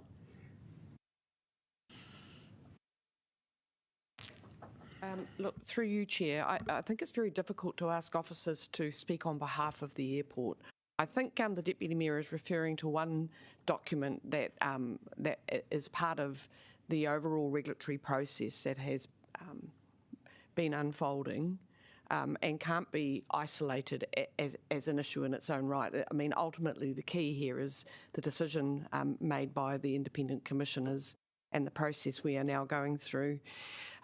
The other thing I would say is that there appears to be in this discussion general confusion about the various statutory roles of the council. So there isn't a separate group called politicians who can make decisions that are unrelated to the statutory obligations the council, the body that is the council holds. They are one and the same. So when you make a decision, every decision you make has to relate to a range of statutory and regulatory obligations you hold, and it's not to be confused with what you delegate to me, because ultimately what you delegate to me is essentially the same thing, the responsibility, the statutory responsibility of the council. So you can't, separate these things, so that the words and what they say and how they are legally interpreted are the key, not what people think they mean or what they think they can do as a separate matter. I think that's really important to understand here. Thank you, Councillor Fitzsimons. You wanted a question? No, okay. You do want to go first? Can I move we put the motion? And then we'll see whether we either do that or we have a lengthy debate. It's up to us. It won't be a quick debate, you know that. It's entirely up to you. I'd give you the choice. Well, Councillor Fitzsimons, I'll put that to somebody want to second it? Wanted to speak. No? People want to speak. Yeah. Okay. Okay. Sounds like people want to speak. Okay. Well, no, she called me. That's the point. I'm just trying to be procedural. Okay, I'll just go briefly. Look, I just want to start by acknowledging the genuine concern from residents and from the councillors who signed the notice of motion. But I have to say this meeting reminds me a little bit of the movie The Castle, which is about the Kerrigan family who look likely to lose their home due to an airport expansion in Melbourne. But unfortunately, in real-world governance, the vibe doesn't cut it. This council so often, during consultation, gives residents unrealistic expectations of what they can change or impact. And in my view, it would be misleading and irresponsible to pass this as a message or a sign and then do nothing. If you're going to pass resolutions and positions, be prepared to implement them. Be prepared to then do something. The advice is clear, we can't. And rather than supporting the declaration of a climate and ecological emergency, to me this undermines the years of work getting climate change to be taken seriously as a mainstream issue. Simply making statements with no follow-through is irresponsible. I was very happy to support Councillor Paul when she moved an amendment to take the loan for the runway extension out of the LTP, because it meant something. It was actually taking money out of an allocation and it had a genuine meaning. And I do think we should use all levers available to us to ensure that the airport act responsibly and that they act with residents' best interests at heart. And those who signed this notice of motion also agreed to the delegations. We gave away this power already, so I don't think it's responsible to try and get it back. And I just think at the end of the day, we really mislead residents if we pass this. It's the sort of thing that undermines trust in public institutions. I simply don't think you can say it means nothing in one sense and is an important signal and sign in another. It's a dangerous position to see for this council to take, and I worry that councillors who opposed a ugly, consented, multi-unit housing development would try this again, and then we'd get developers and those who are living in those housing developments. We'd really create uncertainty there. So I do think it's a slippery slope. I finally just kind of want to make the point around that we have lots of options about how we use our power, and we should look at them very, very carefully, and we should consider how to exercise it around this table. And I would have been far more supportive of an approach that actually led to a substantive outcome or something that actually changed. But I really don't think it's appropriate or helpful to anyone for us to insert ourselves in this process at this time, however well-meaning that the intention is. Thank you. Any other speakers? Councillor Condi. Thank you. Again, I would like to agree with the intention of this, of trying to bring focus onto aviation emissions and the role that they're going to have in climate change. However, it's really clear, we've had very clear advice from officers that if this notice of motion passes today, it will affect an RMA process before the courts. Now, that may not have been the intention when it was drafted, but that is what will happen if it passes. And I think, particularly as somebody who's an accredited RMA commissioner, I would be deeply concerned by that outcome. I think, from my point of view, this notice of motion should have been a media release. You could have absolutely had political advocacy as a group of councillors. I'm sure the media would have covered it. Instead, we've had this notice of motion that's taken 50 hours of our chief lawyer's time and probably has cost us, I would guess, $10,000 to prepare this report and bring it to us. I absolutely think we should be pulling every lever we have to reduce emissions, and that includes reducing aviation emissions. But the reality is, as a council, we do not have very many levers on aviation's emissions. And that, in this case, this notice of motion is clearly not a lawful lever that we should be pulling. It's not actually going to do what we want it to do. I would certainly take this opportunity to call on central government to give us greater clarity and greater direction on what we should be doing about aviation emissions. I think that's something that we really need to have come out of central government rather than council by council trying to deal with their own airports. So that's certainly somewhere I would really be keen to see greater clarity so that we would actually have a clear position as a council on this. I would also just like to add up that I was slightly concerned to Councillor Pannett, and perhaps you can respond to this in your right of reply, that you talked about the airport having not received any consequences for the judicial review on Cobham Drive. Now, I'm also disappointed that the airport have decided to bring a judicial review on that, and I've said that publicly, but I didn't really like the tone of that this was in some way retaliation against them for taking legal action that they're entitled to take. So that may not have been your intention, but if you could respond to that in your right of reply, that would be really great. So while I do support and I have voted on all the climate issues so far this term to reduce our emissions, I think that this particular initiative is not lawful, and I will not be supporting it. Thank you, Councillor Matthews, then Councillor O'Neill after that. Kia ora koutou. I feel very conflicted about this decision, and I really hope that regardless of the outcome, that people, either councillors or the community, don't frame that people who vote against this are not in favour of meeting our climate goals, or in fact that they support the airport expansion, because it is not the same thing. I think if I had probably had this notice of motion handed to me to sign, I might have been more likely to sign it without the context of the advice about the risk and all of the concerns that have been presented to us.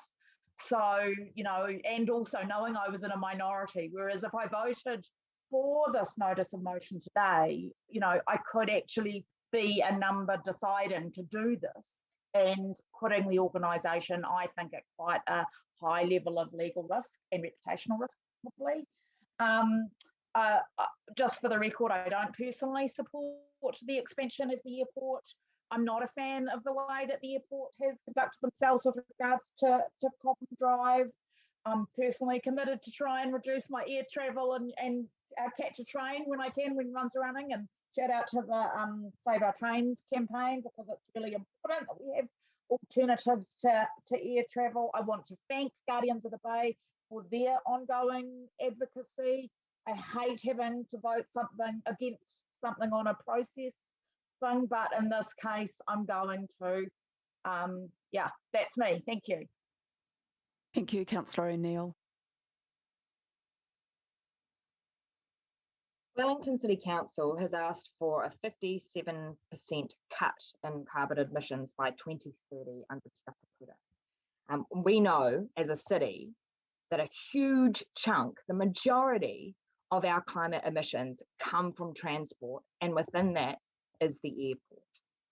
Councillors, we are spending billions of dollars on Let's Get Wellington Moving, all for early delivery crossings at this point. But we still have a conglomerate of just fossil fuel pumping, community denying, bad neighbour Wellington Airport that, to me as a ward councillor, I've given so many opportunities.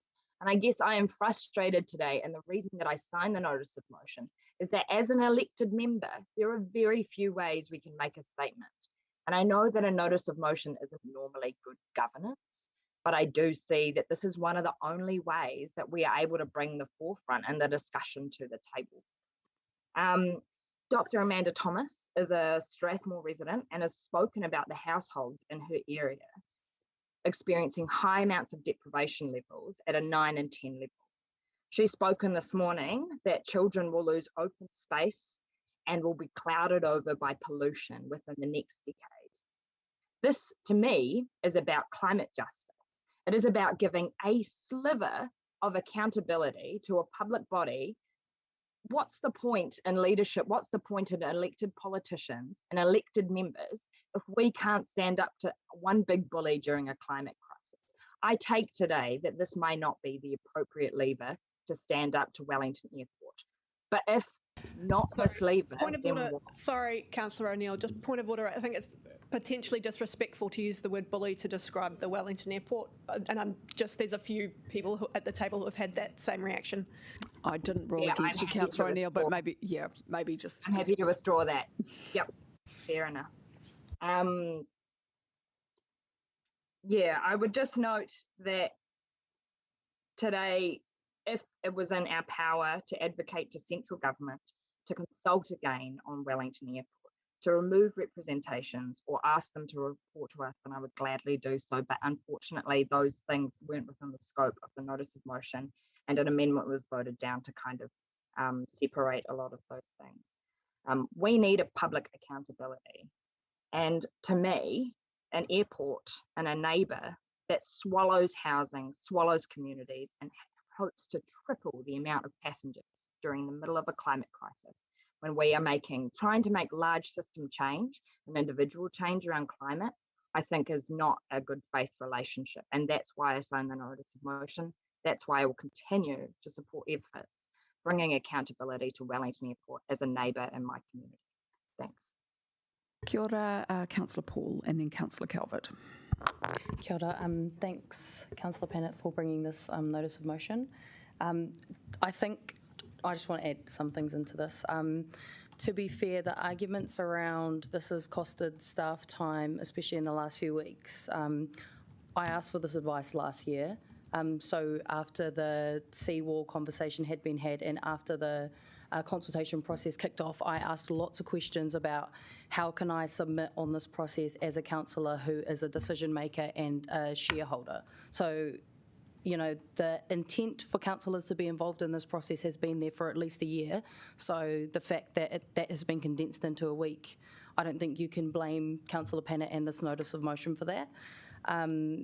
Second, on the consultation point, I feel pretty confident that I know what the community's thoughts are on the plan. The submissions are public, we're able to read them, and 92% of Wellingtonians said that they wanted action on climate change. So that's pretty straightforward. I think this is a pretty obvious thing that we can do is prevent an airport from expanding. So there has been a consultation process, and I'm not afraid for that to be interrogated by the courts. The third point is that I think that the designation process as it's set out is corrupt. I think it totally bypasses the people. I think it doesn't give communities genuine ability to impact the process, because the community comes in and talks to commissioners, the commissioners hear all the evidence, and then they make some recommendations that the airport can either choose to accept or decline. It's up to them. It's totally their decision, and that's the way that it's been set up, and that's why you have more roads, more airports, and more other polluting activities, because that is the way that that legislation was set up. So hopefully that gets reviewed in the RMA reforms. But yeah, I don't think anyone can argue that the designation process gives enough weight to the concerns and thoughts of the community. So I think this is our only opportunity to influence this process, and I'm still unclear after all of those questions about when we will get another opportunity to impact this. So I think today is the day, and if you want to take a stand and if you want communities to be heard, then you need to make that decision today. The last things that I'll say is that yeah, there are processes that are set out, but I think making the drastic and transformational change that we need to make to prevent catastrophic climate change will not fit neatly within bureaucratic or legal processes. This is what we need to do. We need to be prepared to go to court. We need to be prepared to challenge these processes, because the reason that we got here, the reason that sea level rise is happening twice as fast as we originally predicted, and the reason that our country is sinking is because of the processes that are here now. So we need to challenge those and interrogate them, because they could be better and they are not adequate. So my big thing today is that you need to take a stand today on whether you support the expansion or not, because there will not be another opportunity for councillors to do that. And when the public question you on why you didn't stand against the airport, you will be held accountable for this vote today. And so I hope that you can back that up, because this is the only chance that you have. And yeah, we need to stand with the planet and stand with the climate, and that's a really easy vote for me, and I'm happy to stand with that. Councillor Calvert. Thank you, and I'll be brief. I'm not obviously going to support this. I think we all got to come back to, we're the capital city. If we do not want to make sure our airport stays efficient and effective, then we might as well give up being capital city and the seat of central government. If this type of motion went ahead, we are just not listening to what Wellingtonians actually want. Yes, I know we've heard from a small group, a very loud vocal group, but there's an awful lot of people out there, a lot of Wellingtonians who just are looking at this, even this notice of motion, and saying, what are you guys on? Because actually we have to, if you look at the Climate Change Commission, they certainly weren't discussing getting rid of domestic airports. So I'm actually here for Wellington. And if we want to carry on and actually be vibrant and prosperous to be able to play our part in climate change, we've got to make sure that when we're putting our dollars into that they are effective. And focusing on the airport without lots of other things is just going to leave Wellington at the bottom of the heap. And we certainly need to get further up the chain at the moment. So I won't be supporting this. I'm really disappointed that we've just spent the last 2 hours talking about it. Thank you. Councillor Young. Well, I'd like to congratulate Councillor Pannett on her unflinching honesty in saying that this is a political call. Of course it's a political call, but I would say there's a lack of transparency, because the reason it's a political call is that both the mover and seconder are no longer endorsed by the Green Party at this election, and this is their way of telling the world that they are still, just like Kermit, green and not finding it easy to be green because the Greens don't want them. I will be supporting. Sorry, I will not. Point of order. Unacceptable and disrespectful. Actually, sorry, I was joking because it was directed at me. You do want to make a point of order? Yeah, okay. I'm also raising a point of order if that one is not upheld. All right, I'm going to uphold it. I think it's not even true. I think you've heard. I will respond. So what exactly is the point of order? Because there was such cacophony of women's voices I couldn't hear. Being offensive. It's disrespectful and offensive. Point of order 26.5, disorder and misrepresentation. Where's the misrepresentation? Continue, Councillor Young. Or have you finished? Well, I think I've made my point anyway, and the majority of Wellingtonians will see that this is a complete farce and just a political point making. So there we go. Let's see how the vote goes. Councillor Foon. Kia ora, and thank you for the discussion today. I really value it, and actually I value it because Wellington needs to have it. So thank you, and to the officers for all the work, and I do appreciate that this has taken you off the mighty mahi you are doing for our city. And so yeah, just know that this is hard for us to put these things out. It's not an easy thing for us to put ourselves in this situation, knowing that aside from the big implications, it's distracting you from what you need to do for us. But on that, I think the question that I've arrived at with all the soul searching around this is, how do I make a statement as a governor when I read in our document that according to Council's current position, Council supports the designation of the 2040 master plan. And I understand that we've delegated. I've really, taken heed of all that today. But as a politician, as a person that's been voted in to represent my community, I need to be able to say in some way that I do not support the Wellington Airport's master plan, and so I'm choosing to do this today. And that is because professionally, I understand and I respect Wellington Airport for making the transition that you have. I've been reading Infratil's documents on their carbon emissions footprint, but I do see that Wellington Airport is, kind of tucked into all the other great initiatives that Infratil are doing. But I can't see, and there is no evidence around the clear pathway to reduce emissions in light of our climate emergency, Te Atakura, the IPCC report. And my job, as we've heard today, is to, uphold the views of affected people. And my affected people are the young people that I need to look in the eye and say that I did what I could.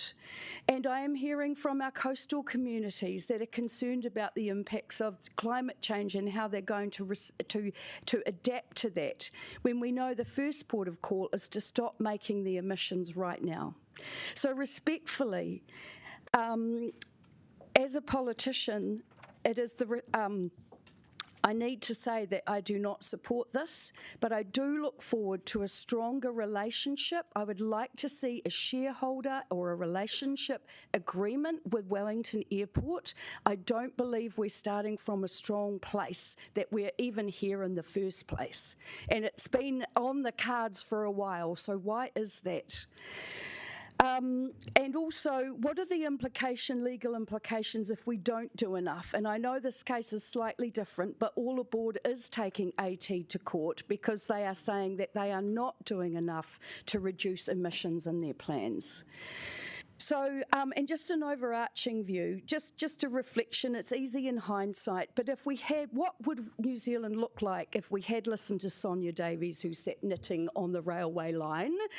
And, if we had invested in rail travel, and I note that Osaka to Tokyo is 500 k's in 2.5 hours, well, that's a lot faster than the flying process to get door to door from Wellington to Auckland. And actually, I'd like to see government review the ownership of such a large strategic asset. So today, with as much respect as I can muster as a councillor, I need Wellington Airport to know that I do not support the airport's master plan. Thank you. Thank you, Councillor Day. Kia ora koutou. I do want to also begin by acknowledging the councillors who have brought this notice of motion and the community for their concerns, and that I actually do support those concerns and agree with many of the points that have been raised. But I have learnt on my time at council that strategy with situations like this is everything. And what we've heard this morning was a desire from the community, and that this was kind of the option that was picked, and possibly even people who are in the middle of that process can see and have heard today the awkwardness of that and the reality. So I believe we must take climate change seriously and reduce emissions, which means making decisions which can and will actually make a difference.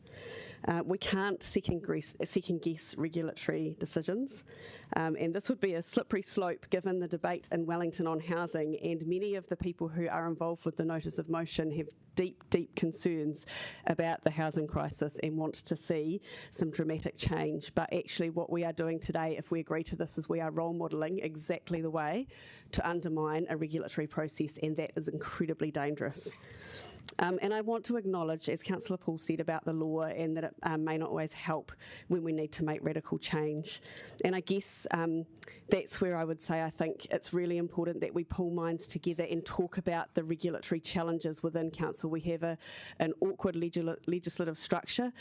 There are ways to work these things through, and I think it's really important we don't just sometimes pick kind of the easy notice of motion option without really delving into what about a notice of motion would make a change, because a declaration like this, it leaves me wondering, if I supported this, well, what does it really mean? So if it gets through in the regulatory process, then nothing actually happens. Like it feels like as other people have said, like I guess putting false hope out into the community.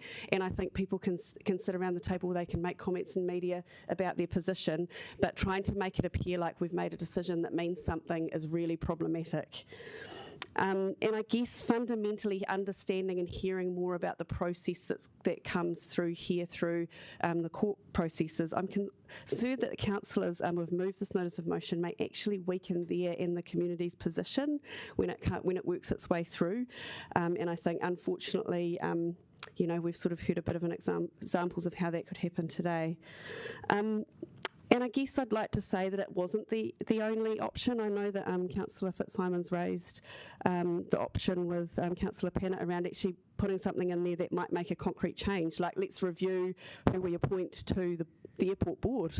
I mean, we could actually put a climate scientist in there. There are actually ways that we could do things that could directly impact and I guess have influence in decisions internally, and that is a process we have, and I kind of feel a bit sad that didn't come through, because there was the option to do that. So I guess also just want to say it's hard when I hear the movers say that they want it to mean everything and nothing at the same time, and I think it sort of has almost made the process a little bit nonsensical, which is a shame, because if it had come in a different form, then it might have been a bit easier to support. Kia ora.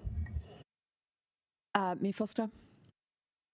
Yeah, thanks. Look, a lot of what has been said I will agree with. First of all, is to say, look, I understand exactly the reasons behind bringing this notice of motion to the table, and likewise I understand the points which you made in public participation as well. And look, I thank you for those points and for the notice of motion. However, in terms of process, look, I've got to agree that two pieces of advice. One, it would have been good if those who had signed it had let everybody else know earlier in the piece. And secondly, the Chief Executive, if you'd let the rest of us know, we might have been able to have a conversation about was this the right way of dealing with this or not the right way of dealing with this.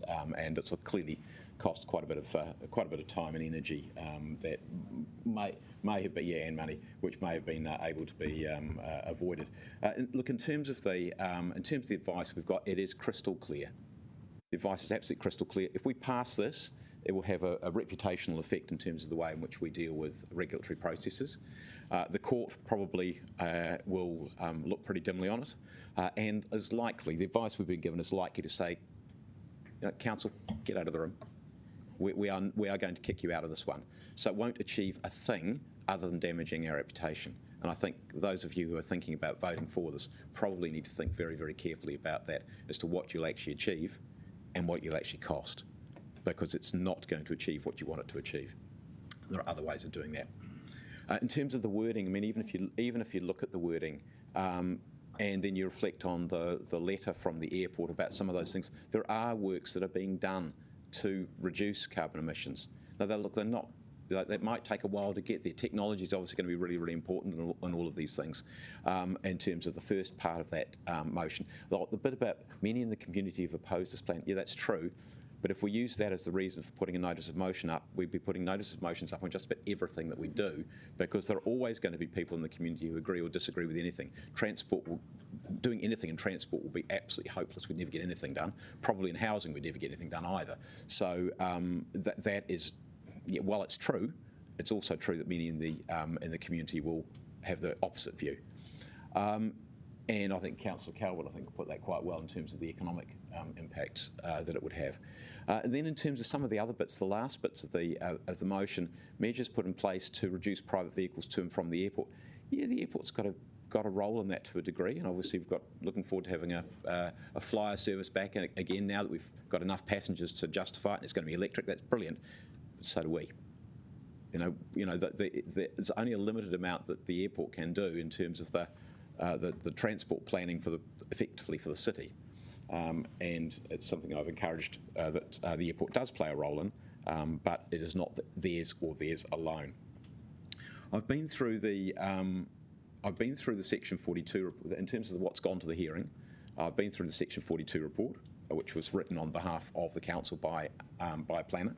I've been through the Independent Commissioner's report, and what's really interesting there is that they clearly had to weigh up quite a number of expert opinions from different perspectives, and obviously also the input from community submitters. So that is the way that the process should work, and the independent commissioners have come to their view, and there have been some people who have appealed that decision, and that's what's going to happen next week. The airport itself could have appealed the decision too, should it have chosen to do so if it was unhappy with some bits, and the obvious bit might have been the Rongotai Road Ridge, or the Rongotai Ridge being excluded. So that's the way the process should work, that people have the right to have a say, they have their say, it gets weighed up by independent people, and then there's the right to appeal that, and again, it will go through an independent process called the court. In terms of the designation, effectively the designation is giving effect to the master plan. The master plan again went through a consultation process, but it is back in 2019, so you may not have followed that one at the time, Councillor Foon, but it went through at that time, and so it's not like it was not a very, very public thing. Well, the final thing I wanted to say is just why is the airport growing? Is it growing because the airport decides it wants to grow? And I'm not speaking here as an airport director or anything like that nature, but the airport is growing because more people are flying. And you look at the trajectory over the last 30 odd years, and it's been roughly growing at about 2 or 3% a year. Now, COVID obviously knocked that around significantly, but the airport's only going to invest logically if that growth continues. If it doesn't continue, you won't see that investment, because that investment won't be justified. So it'll be a response to what? To the choices that people make. So somebody said something about 92% of people want action on climate change. Agreed. But what are people doing in terms of their behaviour to give effect to that? And if that means 92% of the people are going, I'm not flying, you won't see the airport expand. But if you see people continuing to fly, then I will say you would see the airport will expand. Why? To accommodate the demand that people are putting on it. Anyone else? Right, well, colleagues, thank you. Look, I've heard some of your frustrations, but I am glad that I brought this, because I think we needed to talk about it, actually. And Councillor Paul said to me, you always go on about the climate emergency. Well, the reason I do is because the declaration, yeah, and the reason I do is because as activists, we had to face denial that there was a problem, and I wanted this institution to acknowledge there is an extremely serious problem. And so the discussion happens within that context. It is a disaster, a catastrophe. The legal system has failed us to protect the environment completely. So I have a rather cynical view towards that particular system. Look, I just want to make a few responses. There were quite a few, and I do appreciate people's points of view and the care in which they have made their points in a respectful way. Councillor Young, I'll come to you in a minute because I'm your ally. I'm surprised that you would make that criticism. Look, only on one thing, Councillor Fitzsimons, only on one thing. I'll come to that in a minute. Look, Calvin. No, not hating housing. Right. Anyway, getting back to the serious issues. Look, I do, with respect, find the officers' views on the impact of this notice of motion debatable, because actually, lawyers, as we know, disagree. We've got very competent legal staff, of course, wonderful, but there are also many other competent lawyers out there in the community who actually did have a different view. And so that actually needed to be part of the debate, and I actually think that would have taken things forward. I think the officer's response to my question around the different roles that council plays is actually cause for some concern, and because there's so many different roles going ahead. And on the basis of those responses, I feel absolutely happy to say, as a policymaker and a leader, that we should be making our position clear on whether we should be increasing our emissions. Does the wording affect emissions? No. But once the council starts saying we oppose this, we can then go through a process. We can't go through a process until we acknowledge there is a problem and we acknowledge the opposition. I appreciate the process is difficult, but that's the way it's been set up. And please, for those of you who are worried about process, just don't let that get in the way, because it's always used to stop progress on the environment. Like every time, every obstacle comes up and says you cannot do that. And in fact, some of us have said, yes, we can, and we have won on that particular argument. The cost of the NOM, I just think that's irrelevant. This is democracy at work. You know, we've had code of conducts which have cost more money and all the rest of it. I just think this is a very, very strategic matter, and it needs to have come to it. Councillor Fitzsimons, there's no way that I would have agreed that we should have retained the power to hold this. We had a massive conflict of interest, and so we needed to put that bit over there with the commissioners, and then we could do our policy work. I don't, sorry, as someone who spent 5 years, wasted 5 years of my life fighting a designation, I actually don't agree that we have heaps of levers in this process. Mayor Foster, I don't want to be critical, but we haven't even managed to get you around the airport table board at some meetings, so we haven't had the advocacy. We've got no powers to sit at this table and direct the airport to take a more sustainable approach. There's nothing, there's hardly anything that we can do, and this is what we needed to do today, and it was very, very, very difficult for us. Look, Councillor Conde, I hope you know me well enough. This was just a point that we were being warned that we were going to face all these consequences if we did this. The airport faced nothing. Apparently, we've still got a good relationship, but they've taken legal action. All I was just saying is that we can, that we can have a robust relationship and take legal action when we need to. And of course, them opposing Cobham Drive doesn't do much for their sustainability credentials. And in fact, the airport has been one of the main drivers between promoting roading in the city for over 20 years. Councillor Fitzsimons, I'm sorry, we have had those arguments many, many times, and they will not listen. They support private vehicle use, and just nothing seems to change their mind particularly. Councillor Matthews, I don't believe there's any risk at all to the organisation. Look, often over the living wage, we were warned we're going to face all these legal consequences. Now it's become part of our normal practice, and fighting increases in emissions is just along the same of that. Oh, Councillor Paul, you are someone after my own heart, unlike Councillor Young. We have consulted. We've consulted and consulted and consulted. This is not a policy decision. This just is a thing, an issue within an overall framework which said we are going to cut our emissions. We cannot cut them by 50% unless we cut the airline. And absolutely, I am prepared to go to court too, and I've demonstrated that, as many of you have too. If we need to, we should go to court and fight it out. And thank you. Our systems absolutely have enabled climate change. That's why we're in the mess that we have, and that's why I'm prepared to challenge the institutions. Councillor Calvert, nearly there. Nearly there. Councillor Calvert, I'm gobsmacked. Do you realise that we are a coastal city and we are going to have sea level rise? If we are going to remain the capital, we need to stop. We need to stop the sea level rising. Councillor Young, I thought I would have got a compliment from you just to that point. I crossed the floor on an environmental issue and backed you on a position, and I stand proudly on that decision, and I remain, of course, a member and a proud environmentalist. Councillor Finn, your questions were excellent.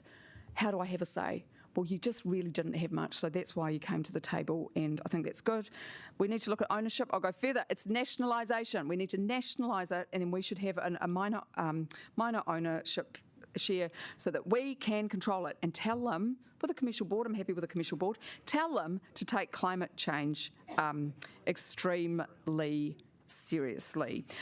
Councillor Day, just a point to you. I did get some advice from Councillor Fitzsimons, and it was very helpful, and I appreciate people giving me advice, but it's actually at council that we look at who's on the board, and I can't say that because we'll be breaching confidentiality, but we had a discussion about that. I did take action on that point when was not successful. Also, getting the legal advice, I am going to deal with officers through appropriate channels on that one, because I think that would be better to do that. The airport is getting on with reducing emissions. Mayor Foster, come on.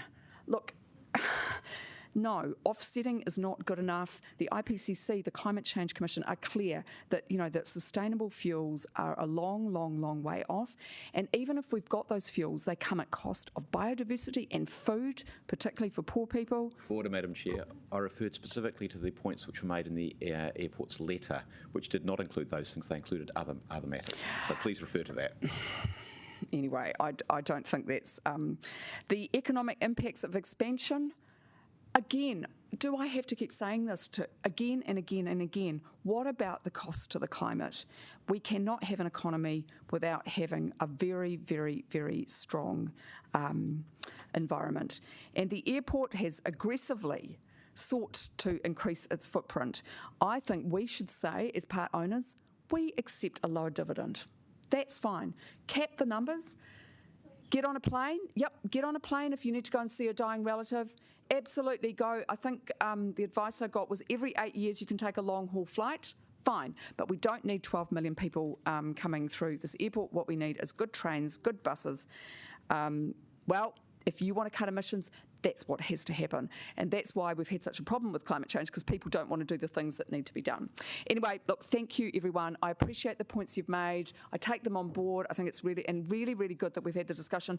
And Councillor Fitzsimons, this is not the end of it. This is just the start, because I've got this between my teeth, as many others have as well. We will continue to take action. I thought you were going to berate me for having 4 children, so that's fine.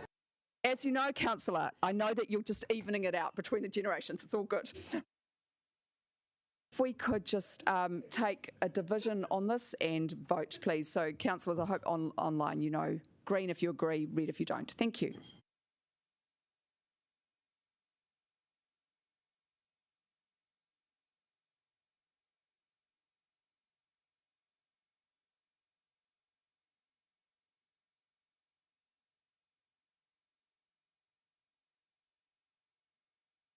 So that's 5 votes for and 9 against. Thank you very much. Right, colleagues, I'd like to take your counsel. Do you want lunch now, or do you want to just... Do you want to knock a few things? Do you need to... You want to go to 12:30? No. Yeah, yep. Okay. Okay, all right. Okay, so I'm sorry, I've just got to open now my Diligent, because of course that's where our papers are. Has anyone got any questions on the Ford? Yeah, sorry, you do too. Take it as read, councillors. There's much to say, get Mr. Hodges. But I look happy to answer questions, of course. Yes. Yep.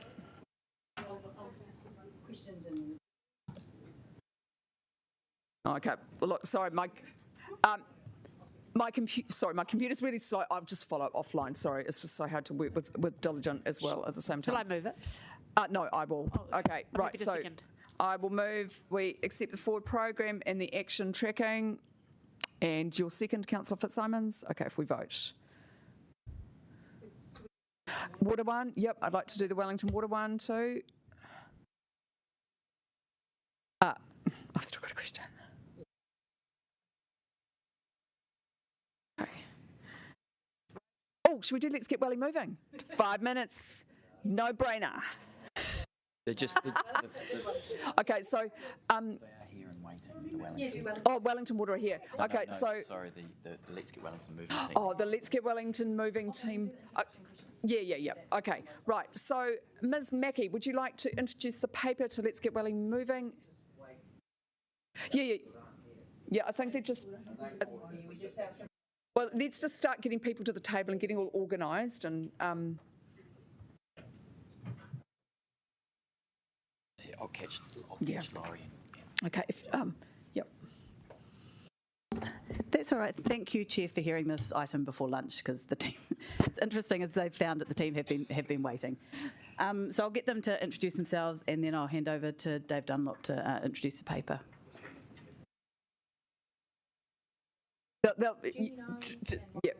Yep. So if you guys just want to introduce yourselves.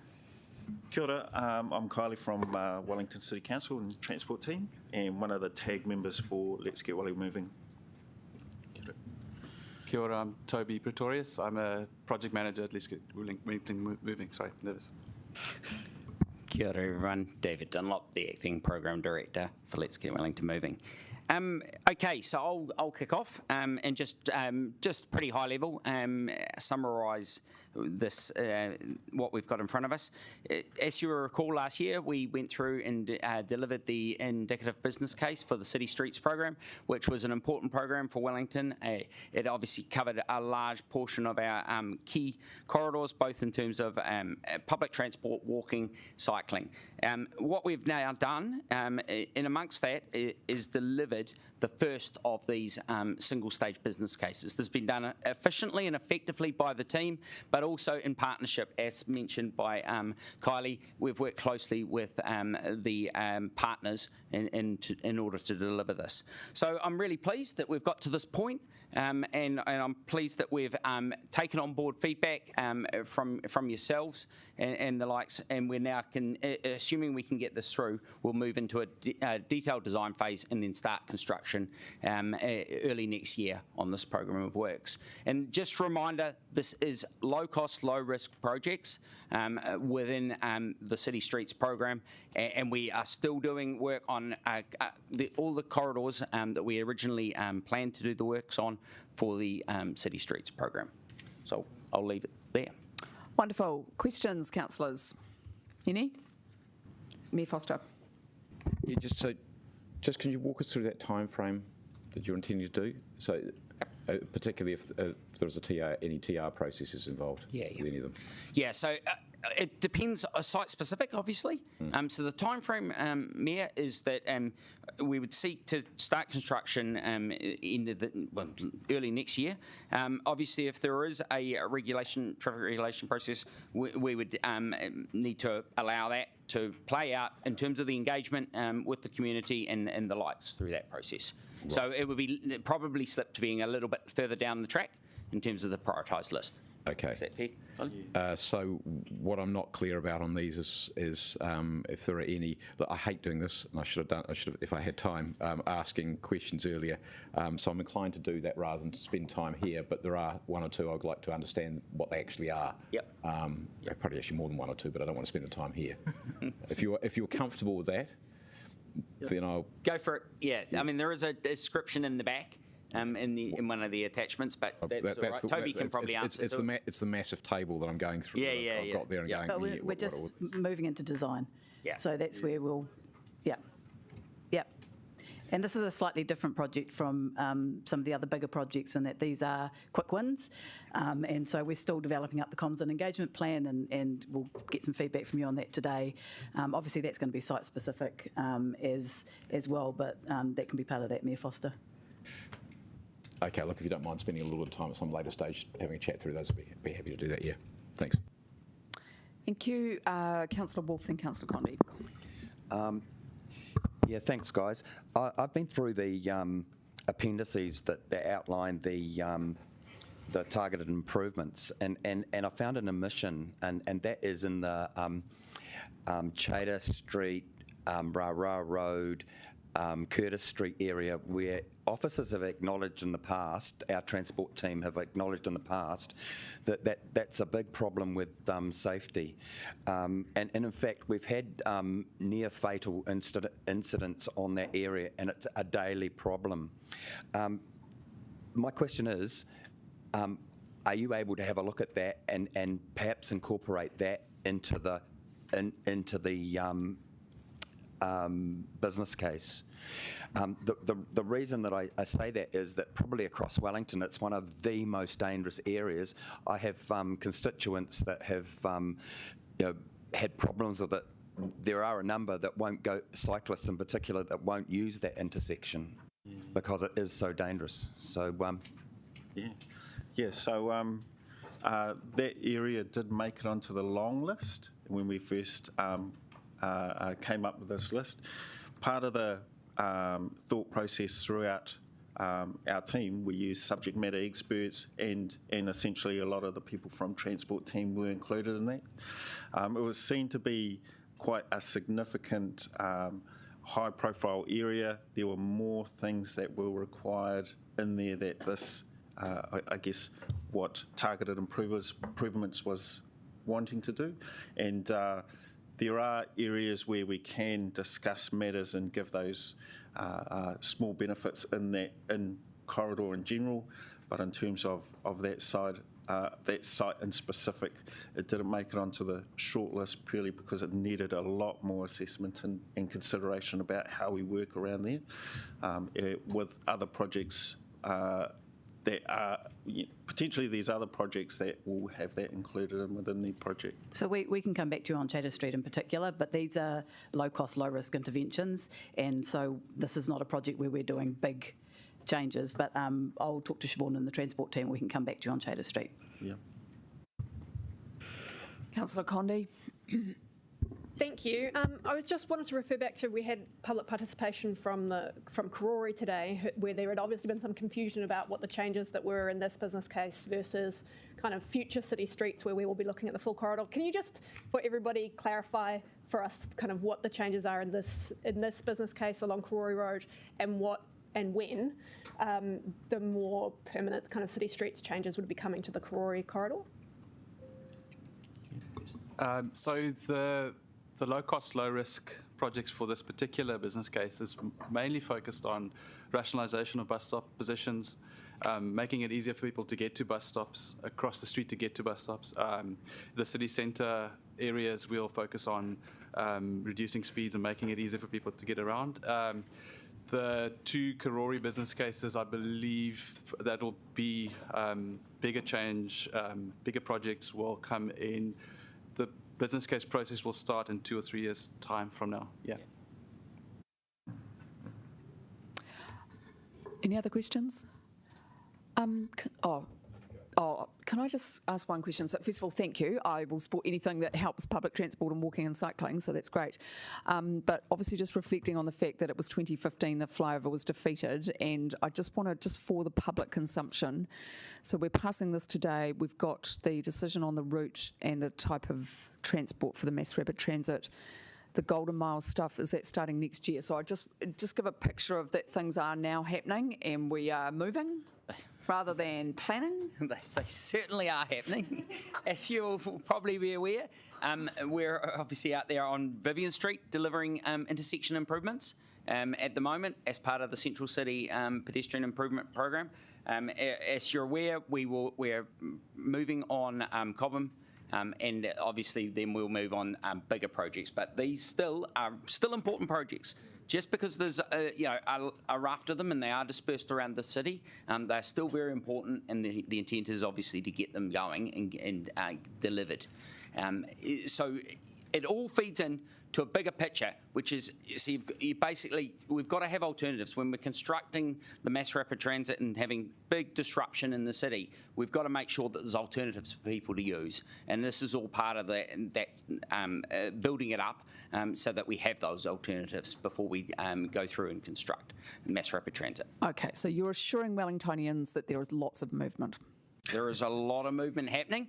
Excellent, Correct. excellent. We've got contractors on board to do both the Golden Mile and the Thornton Quay Hut Road projects. Okay, so that's we are fantastic. moving. Okay, thank you. Mayor Foster. Yeah, look, I will ask that. I've got 4. I think I was going to ask just for your advice. First, on page 87, you've got Glenmore shared uphill path, bottom to essentially up through the gardens, but to the end of the garden. That means bikes on the footpath. Is that the plan at the moment? Is that what you're suggesting there? So now I'm trying to remember the list. So Glenmore. It just describes as Glenmore shared uphill path. Okay. And going from the bottom of the garden, sort of the bottom of the Botanical Gardens gates, effectively up to the top. So that may have been in the long list initially. We. Maybe look, I might be getting confused between long lists and short lists. Yeah. That's all right. But I'll have to come back with you on that specific item, and then there was a lot of in amongst between Glenmore and Koroi Tunnel, for example, there were some items in there making pedestrian movements better and getting people to move through and to bus stop locations. So the next stage of this process is we'll start developing the options further. So even though the intervention description says a shared path, we still have to do some optioneering. But it's in the mix, is what you think? Yeah. Okay, I think that one is in the Yeah. Okay, that's cool. Right. Okay. Second one I was interested in was Wakefield Park, and there's something about something scale, doing something. What are you planning on doing there? What's the scale of the intervention? Foster, you're on the board, so. Yeah, but we don't get down to that level of detail. We don't. Okay, so if we can just speed it up a little bit. Yeah. Thank you. So, and the problem is we will get these back when something is, people go, oh, don't like that. We go, oh, we didn't even look at it. If it's site specific, I mean we can talk off this and discuss those options of where they are. I am happy. But essentially trying to get more connection with the park either side of Wakefield Street as well. Wakefield Park, sorry. Not Wakefield Street. Look, I will take my colleagues' advice, and even though we just spent 2.5 or 3 hours on something else, they are impatient. Yeah. Mayor Foster, would you now like to introduce the paper? That's your privilege. I move. Oh, come on. You can come on, celebrate it. It's good. No, in all seriousness,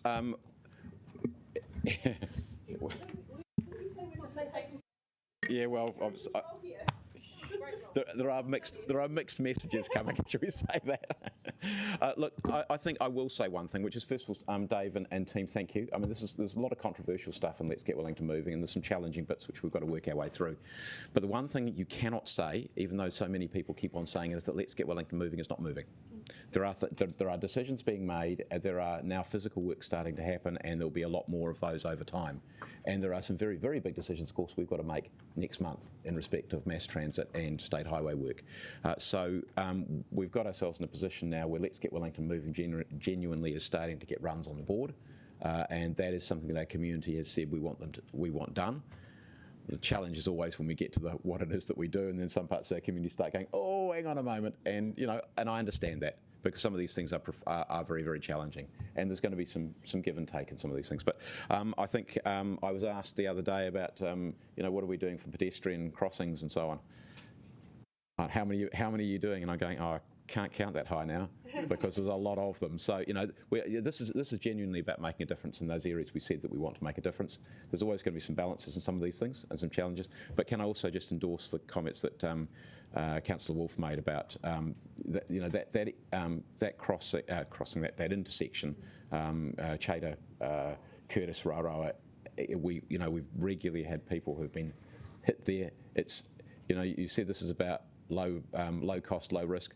That might be high cost. Don't know what the cost is going to be to fix it, but at the moment it's high risk, and it's high risk to people and to safety, and that means we've got to deal with it. And I think I really encourage you to have a good look at that, because it was part of the longer list.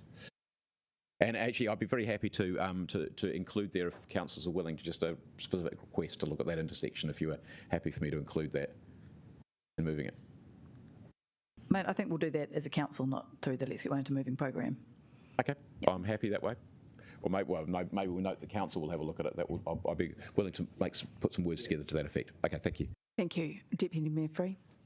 Yeah, it's a real pleasure to see something as detailed as this, because I do quite love the detail. But to see this come out of the program and to know that all of these things are actually worth doing and they'll make a big difference combined. And, you know, I think if anyone doubted that there's actually been a lot of work done, we can look at this table, which I've been browsing and been very pleased to see. It's got, you know, things that were very likely to happen down to things that have been excluded. But I trust, you know, it will be reviewed as we go along, because this is going to take several years. I'd just really like to thank all the staff who've worked on this. So I know it's probably a mix of the Let's Get Welly team and our own staff. There's been some really excellent work. And all of these little things make a big difference to people. You know, they're the small things, but they're actually the daily little irritations that sometimes people have to face. And when they're solved, it's just a pleasure to see the city become more functional and easier to get around. So thank you. Yeah. Councillor Wolf, do you want to move your amendment? Yeah, we'll do that. Add that to it.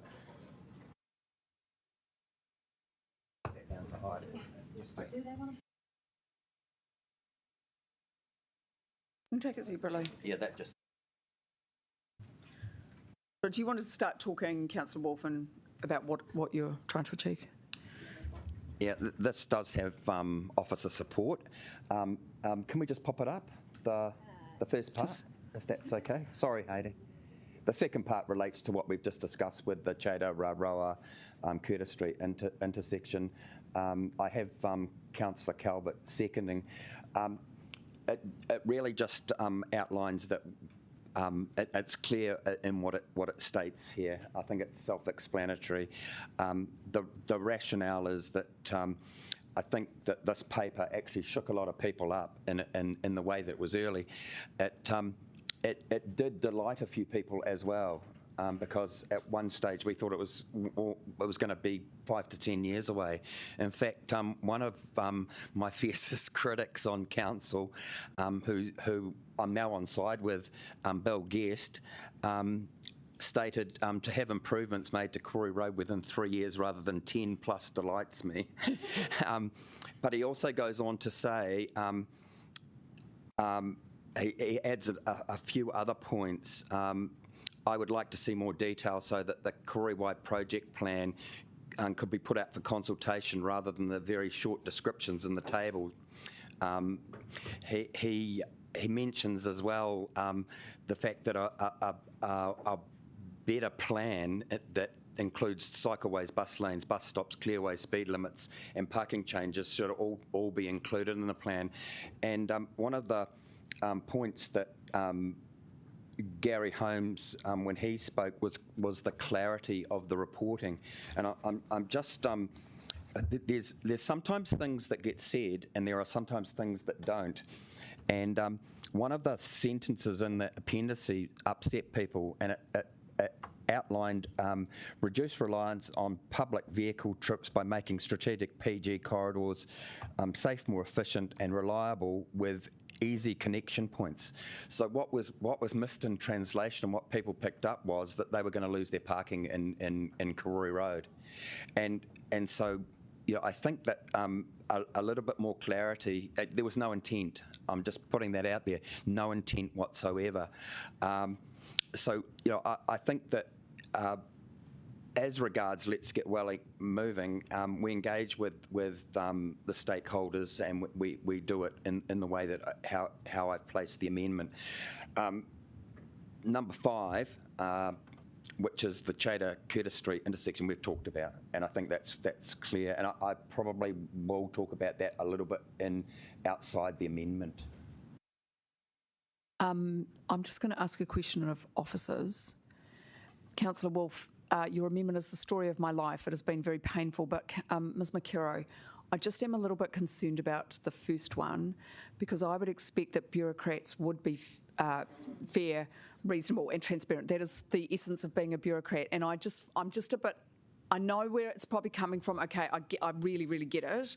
But, and I think Ms. Mackie is okay with it, but I'm just a little bit concerned about the precedent of saying that's what our staff do. Is it possible just to reword it in a bit of a... West? Well, no, just... Well, just early, as I suggested. It's, I think, and hold them to account if you feel that that's not happening, but I'm just a bit... This does have officer support. All right, So, okay. I've made my point. I've made my point. People can talk to it, but I'll address it in the right of reply. Okay, any other questions? Right, okay, who wants to talk to it?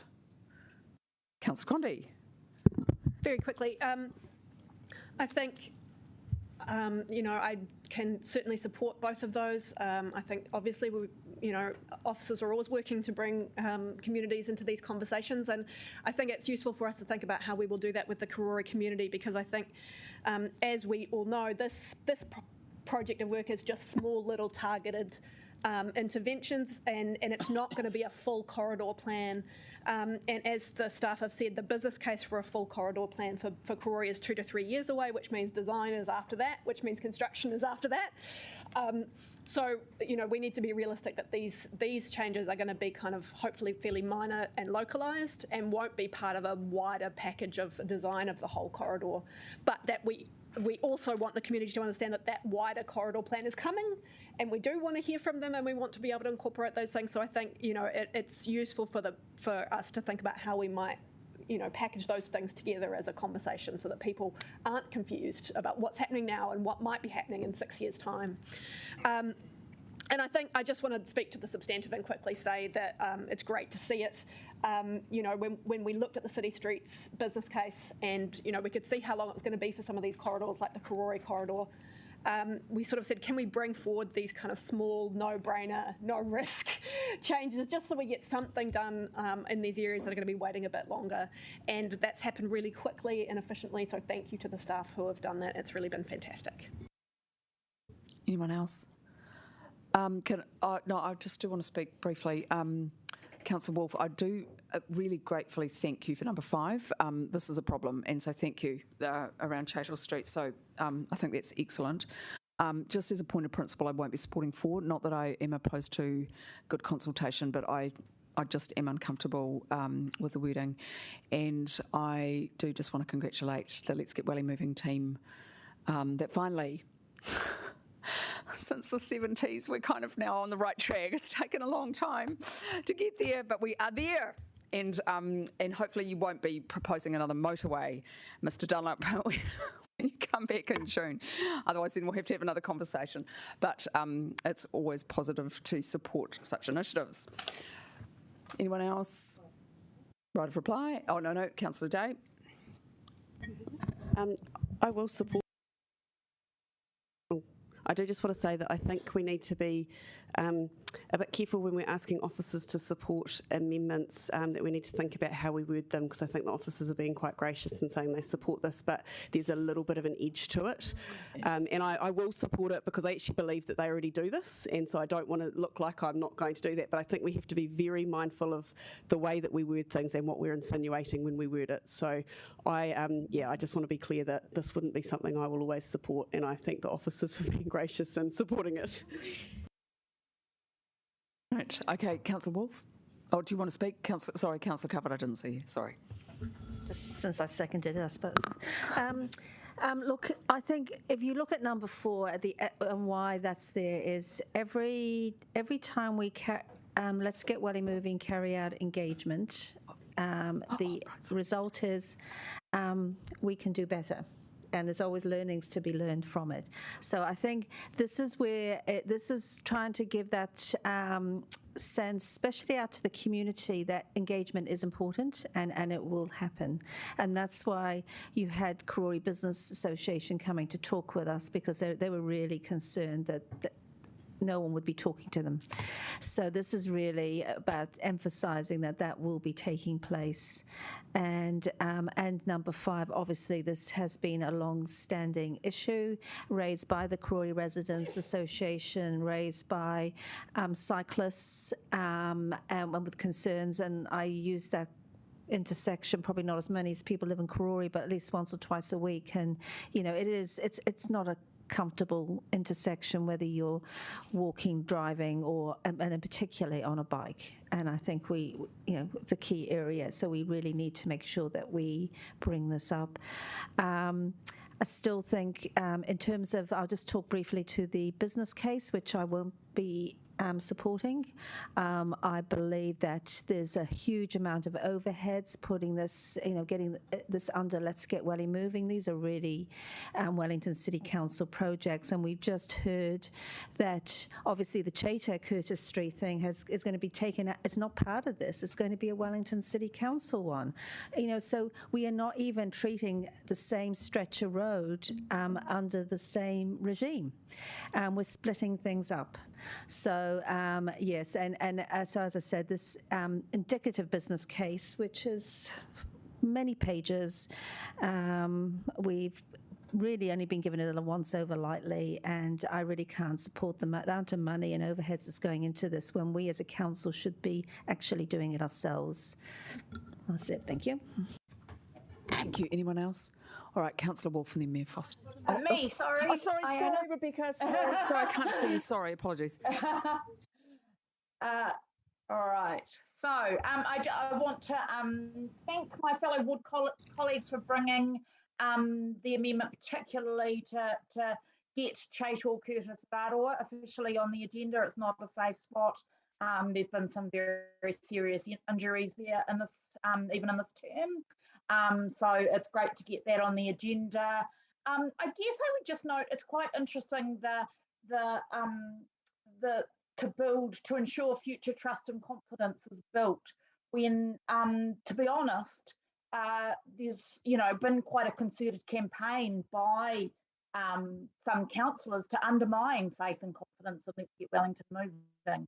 And I would note that actually when it comes to the business case, I had a great session. In fact, I was the only councillor attended the second session of feedback, and it was really good. And I'm really happy we're getting screeds of information. And I do think we need to be careful about trying to bring the whole thing down, but then trying to claim successes in our local area, because that's not fair or consistent. And so I just want to say I'll support these amendments, and I will support the whole thing, and I would like to thank the team for their work. Thank you. Lovely. Anyone else? Won't miss anyone out. Okay, Councillor Wolf now. Thank you. Just thank you for the feedback from councillors. Councillor Pennant, I'm going to address this to you. This is a good faith amendment that officers have agreed to.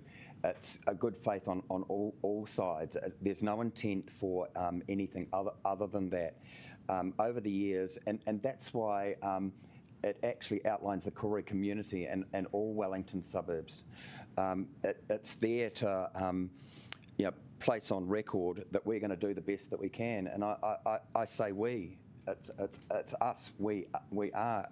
There's also general confusion, and it's come up again today as to who the planning authority is for our streets. And Bill Guest actually outlined to me that he thought that the City Council should, as the planning authority, should handle the consultations. I don't necessarily agree with that, because it's actually within Let's Get Welly Moving's mandate, and we are a part of Let's Get Welly anyhow. So I just put that out there. So I'd like you to support wholeheartedly, but I'm going to add a little bit on the request to address the safety concerns at Chater Curtis and Rauroa intersections. This box here is full of aviation reports and recommendations from inquiries, coroner's inquests and such like. it's an emotional drain on a lot of people. And I promised one of our constituents that I would do my best in this term to have that intersection remedied. People go past that intersection every day, and there's a number of them that have been injured or harmed through that intersection. I don't want them to be in a report like this. I really don't.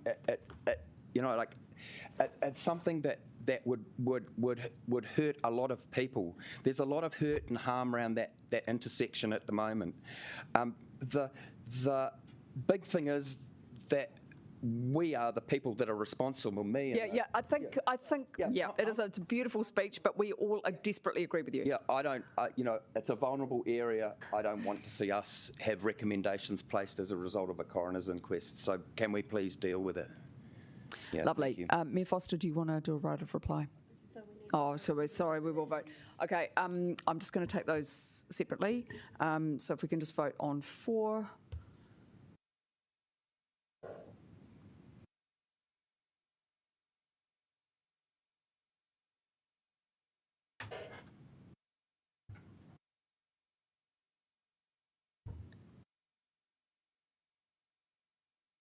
Thank you. So that passes, just me opposing, and number 5 now.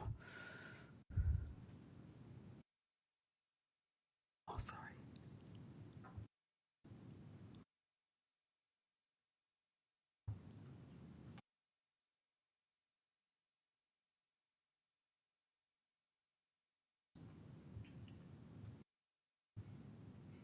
It's unanimous. Thank you very much. Mayor Foster.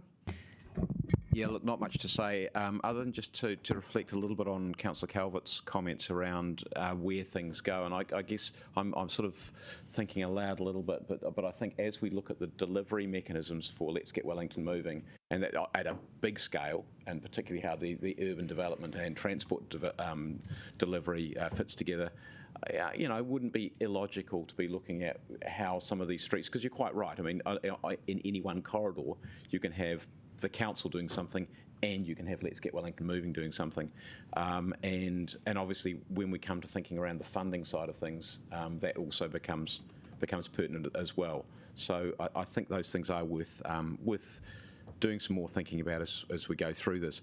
The other thing is just in terms of the fair, reasonable, transparent manner.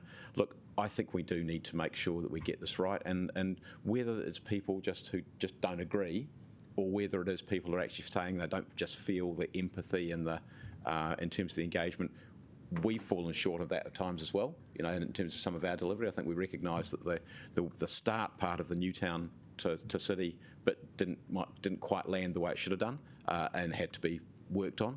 And I think that's true probably for LGWM as well, certainly the first time around with Golden Mile, and clearly there are still issues which need to be worked through there. So look, the more of this that we can do, it doesn't mean that everybody's going to be happy with the result, but at least if we can do it in an early, empathetic way, and people are seen to be listening and willing to change things and to modify things, I think that's a really, really important thing frankly, in any public process. In fact, that's part of our obligation in terms of the decision processes that we have, not just in transport, but across the board. So, I think it's a worthwhile reminder to us all. So thank you. Thank you. Now, Councillor Calvert, do you want to just take 1, 2 and 3 separately, or are you happy to vote for 1 and 3? Number 2 could be taken separately. The rest are all fine. Okay, so everyone will vote 1 and 3 first. So 1 and 3. And actually, can we take a division on this? Thank you.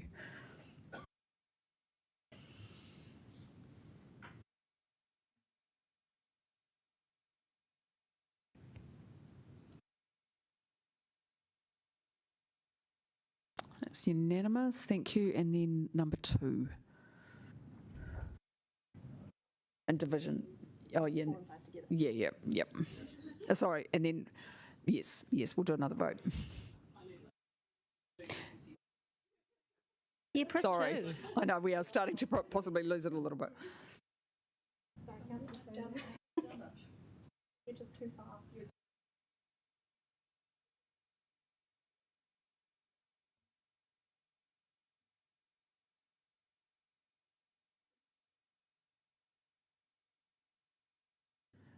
Apologies, Councillor Young is voting against that, but it'll appear here as well. Okay, so that goes through with 2 against. Thank you very much. And then just 4 and 5.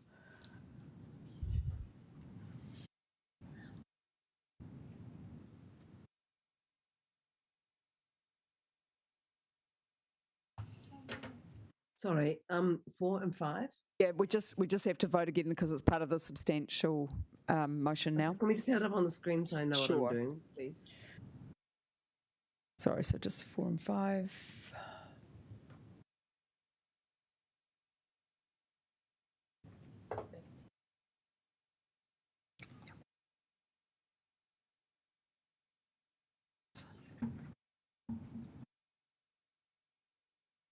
Done. Excellent. Good work, team. Thanks, everyone. Now, lunch is in 1611. There is cake because someone had a birthday who's now no longer young.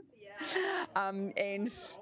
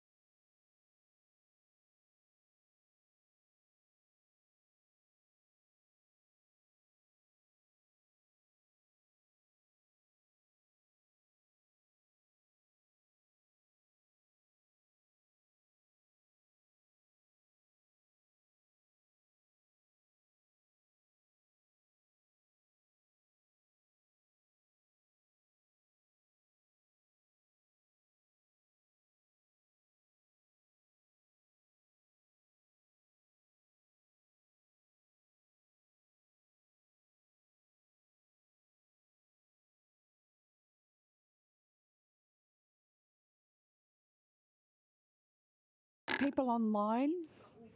All 4 people online have been punctual. Councillor Young, you're a star for sticking through this. It's quite a long meeting. Right. No, I'm just trying to be positive and supportive, Councillor Fitzsimons. Right. Councillor Paul, would you like to would you like to introduce the paper? Thank you, Madam Chair, and I'm sure Councillor Paul would sum up afterwards once debates happened. So look, I do think it's important that we introduce this paper, councillors, because if recall, at the end of March, we presented to you an option to fast-track all of the planning scheme, and there was a vote which decided they'd prefer to stick with the matters not relating to density to the Schedule 1 Part 1 process, which is slightly longer, but has, in council's view, a more thorough understanding of the community and a process for them to participate, etc. So what we were also asked to do in that meeting is to go away and provide a little bit more detail and in and around all of the chapters in the district plan and where they might sit within that process. The Schedule 1 Part 1 of the RMA, which is the normal process, the longer one, and the fast-track ISPP process, which is about urban intensification. So the team have gone and done that. In the process of doing that, we've engaged Nick Whittington, who's here to answer some questions about some of those chapters and where they might sit, because a couple have flipped and I wanted to quickly advise you of those. In particular, from an amended officer's position, the SNAs, which, as you know, have been of particular contention with some parts of our community, officers are now recommending, based on Nick's advice, that go through the Schedule 1 Part 1 process, inclusive with notable trees and sites of significance to Māori. Now, on that matter with mana whenua, pardon? The 3 key ones I'm just highlighting, Your Worship.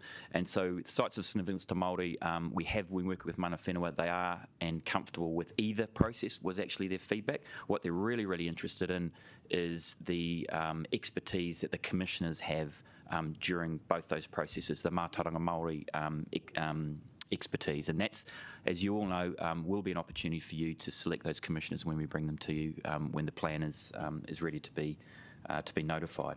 So the other matter I just wanted to touch on was, of course, Councillor Pannett's amendment, and I provide. I'm actually not going to move it. I'll do that later. Okay, that's fine, but we can provide advice on that as well. I think the team are here to answer those questions. I know Councillor Condi was involved with some conversations last night with officers, and we're happy to share that advice today, and the team are here to answer those questions. So thanks, councillors. I'll open up to questions. Questions? Who wants to go first? If the team could come down. Thanks, Adam, Nick and Sean. All my questions would be about the amendment. So can you confirm that you're not going to bring it and then we don't have to ask questions about it? I'll talk to it. I don't really understand what it means. I'll talk to the issues later that I want to talk about. Can I ask the first process question? Because I'm a bit frustrated and the rest of the ELT isn't here. So we couldn't get a lawyer to come and talk to us about the runway extension, but we have got a lawyer here to talk about and I am concerned about the consistency and, that I think we should have a place to be able to query. Yep, no, I'm aware that question was coming. I've got Beth here who can answer. I think it all relates to the type of advice being given, but I'll let her answer that. Okay, thank you. Kia ora, Councillor Pannett. I'm not aware of a formal request in terms of bringing a lawyer to talk to you about the runway extension, so I can't talk to that. I can, of course, talk to why we've asked Nick to be here today. Yeah, no. Well, I asked for a copy of the legal advice at least, and we haven't. And then I also asked for a copy of the legal advice from Mr. Whittington, and so I'm just trying to make sure that we have got consistency, and I do want to see things in writing. I just don't want to have verbal report backs as well. I understand that, and I think that's a discussion that you've mentioned that you'd like to have. Yeah, we'll have that offline. Yep, which is totally fine. In this instance, we've asked Nick to be here today so that you can be fully aware of the legal implications that you are involved in the decision you're making today. It is quite a legal style of decision in terms of which chapters go where, and Nick is an expert in this area and has been helping us with that district plan, and we've asked him to come here so you've got the advice right as you go. Can I ask the first question then, Mr. Whittington? What I'm concerned about is that there's been change. So who's to say that more things couldn't go into the Schedule 1 process? Can you just talk about how you've, I mean, obviously I've read the report, but if you could just talk a bit more about how you're making those decisions, and particularly since it's untested. But by change, do you mean change? Taking things out from the ISPP process and putting it back into Schedule 1? Well, I think... Nick, I might start because to be fair, I mean, we engaged you when councillors raised the issue of the second report for clarity. So officers made their decisions based on the 31 March report on their interpretation of the Act, and I think it sets out in the report what must be in there and what should be in there. And of course the discretion's exercised on the should. And when you asked and made the decision, then asked us to come back with further detail on these chapters, we engaged Nick. So Nick's come in and helped with that, his expertise as a RMA barrister to apply that lens over those chapters again for officers to give them a sense check, if you like, and that's why those matters have changed, and we're presenting them today. So we wanted to highlight the fact that officers' positions have changed, and it's based on Nick's advice. Yeah, Thanks. yeah, and so thanks for that. So my question is why have they changed? I'm just trying to get to the bottom of that. So for the SNAs, for example. I don't know that I can answer that because I wasn't involved prior, but I gave the advice I gave, and then officers have decided based on that advice what to put, where each chapter should go. So my advice has been based on explaining what Section 80E, which is the key section, requires. It has a whole bunch of explanation about what must go into the IPI. There's then a degree of discretion about what may go into the IPI. And I've assisted the officers to decide which is which. So, sorry, can I put it in clear, or maybe the officers can help you too. So the SNAs were, so what I'm concerned about is the robustness of the decision-making process, because we were told that the SNAs, for example, had to be through the fast-track process. Now it's not. And so that raises questions for me about what else might, and particularly if it's tested legally, because it is a matter for legal argument, as I understand it. Through the chair. So we are confident in what we're recommending today is consistent with the legal framework under which we must act. In terms of the first recommendation on 31 March, where we said SNA should be in the process. So we took the interpretation that where there are matters that have a tangible impact on limiting development capacity alongside intensification, as is the two matters which we must proceed through the ISPP, that SNA should be in. Upon considering Mr Whittington's legal advice and the interpretation of Policy 4, the qualifying matters policy, we've changed our view, and that's because technically in the method in which significant natural areas limit development capacity is not through specifying alternative heights and densities, as is required by Policy 4. Rather, they manage the removal of vegetation. So when you take a focused interpretation of implementing Policy 4 and therefore having to go through the ISPP process, SNAs have fallen out of that, which is why we're now recommending that they proceed through Part 1, Schedule 1, in the same way that notable trees are treated. And so the only recourse for members of the public to challenge this is through a JR? Your decision on what goes into what process? Yeah. Yes. Yeah, okay. Just because it is untested. Yep. There are other ways, aren't there? But we're not for members of the public, sure. Sorry. Can you just... Well, this table can make different decisions. Oh, yeah. But once that's done, that's the only... okay. Have people got other questions? Yes, Councillor Calvert, Councillor Condi. Yeah, I'm just wondering what advice there's been given in respect of the interpretation of Policy 3, in particular subsection C, subsection 1, and that's existing and planned rapid transit stops. So around that, so just wondering why that part would come under the streamlined process. Is that something you've considered? In two parts as well, from a legal perspective and obviously the officer perspective. So in terms of should areas which fall within walkable catchments of rapid transit proceed through ISPP, the legislation is very clear that they must proceed through that process because they give effect to Policy 3. Our identification and analysis of which rapid transit lines and accordingly the stops around which walkable catchments should have a 6 stories applied to them concludes that the Johnsonville train line and the other line heading up through Tawa meets that definition, and accordingly the spatial extent of those areas alongside the provisions which enable 6-story buildings to be built must proceed through the ISPP process. And that's right. So what happens when there's, we go through this process with those, so which is fine if something's, but when it's brought into question, what are rapid transit stops, the definition of those. So where does that leave this council? Well, that will be tested through the process. So if the notified plan provides for where the rapid transit stops are and what the walkable catchment around them is, that will be tested through the process. The decision makers might widen or reduce that area or decide that something's not a rapid transit stop. But the process that it has to go through is through the ISPP process. And it can't go through the other process? No.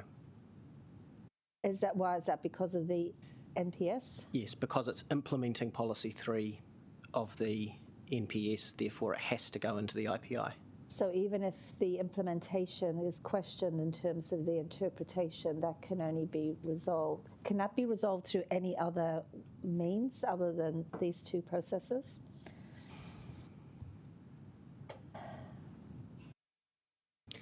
I have a particular interest in this one, so that's why. We know, Councillor. Realistically, no. Yeah. Theoretically, someone could judicially review the decision to notify the Johnsonville train line rapid transit stop in the scope of the walkable catchment, but I cannot see the High Court determining that somehow that's gone wrong, that process has gone wrong. They will say that's a matter for the process to determine. So because one of the issues with this particular one is the how it is open to interpretation, and it has been shown right across the country how it's being interpreted in different ways. So surely that in itself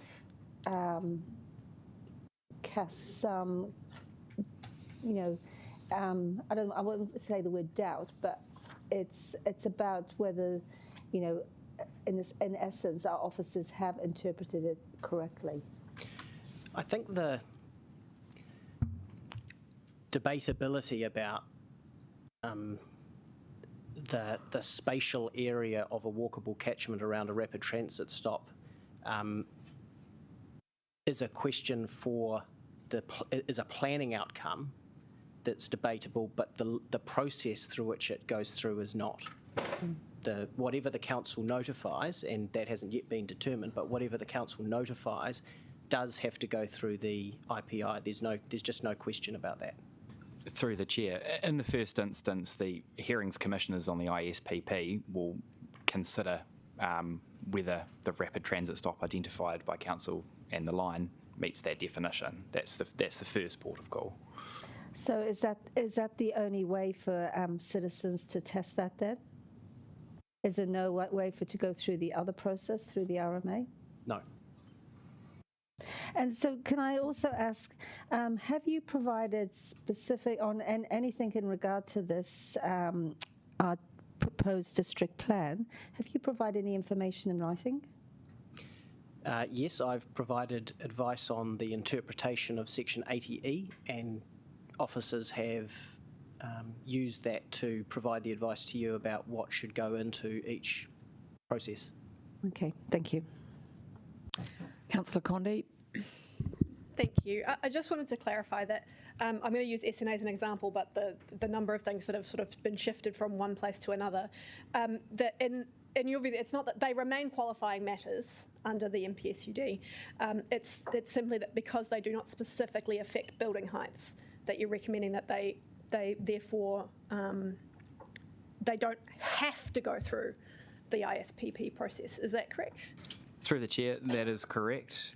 Qualifying matters which don't strictly implement Policy 4 fall into the may bucket of Section 80E, and you have discretion to include those in the ISPP process. Any other questions? Councillor Fitzsimons. Yeah, this is a question for Nick. You provide a fair bit of legal advice to the council, and thank you for that. When you provide written advice, do you have any objection to it being shared with councillors in appropriate ways? I don't have any objection to it, but it's not really a question for me, it's a question for other people. Any other questions? So I'll follow that up. Mr Hodgetts, do you have any objection to releasing that advice? Because it's getting to be a bit of a sticky point for some of us. I'll defer to the legal counsel, Beth, to answer that question.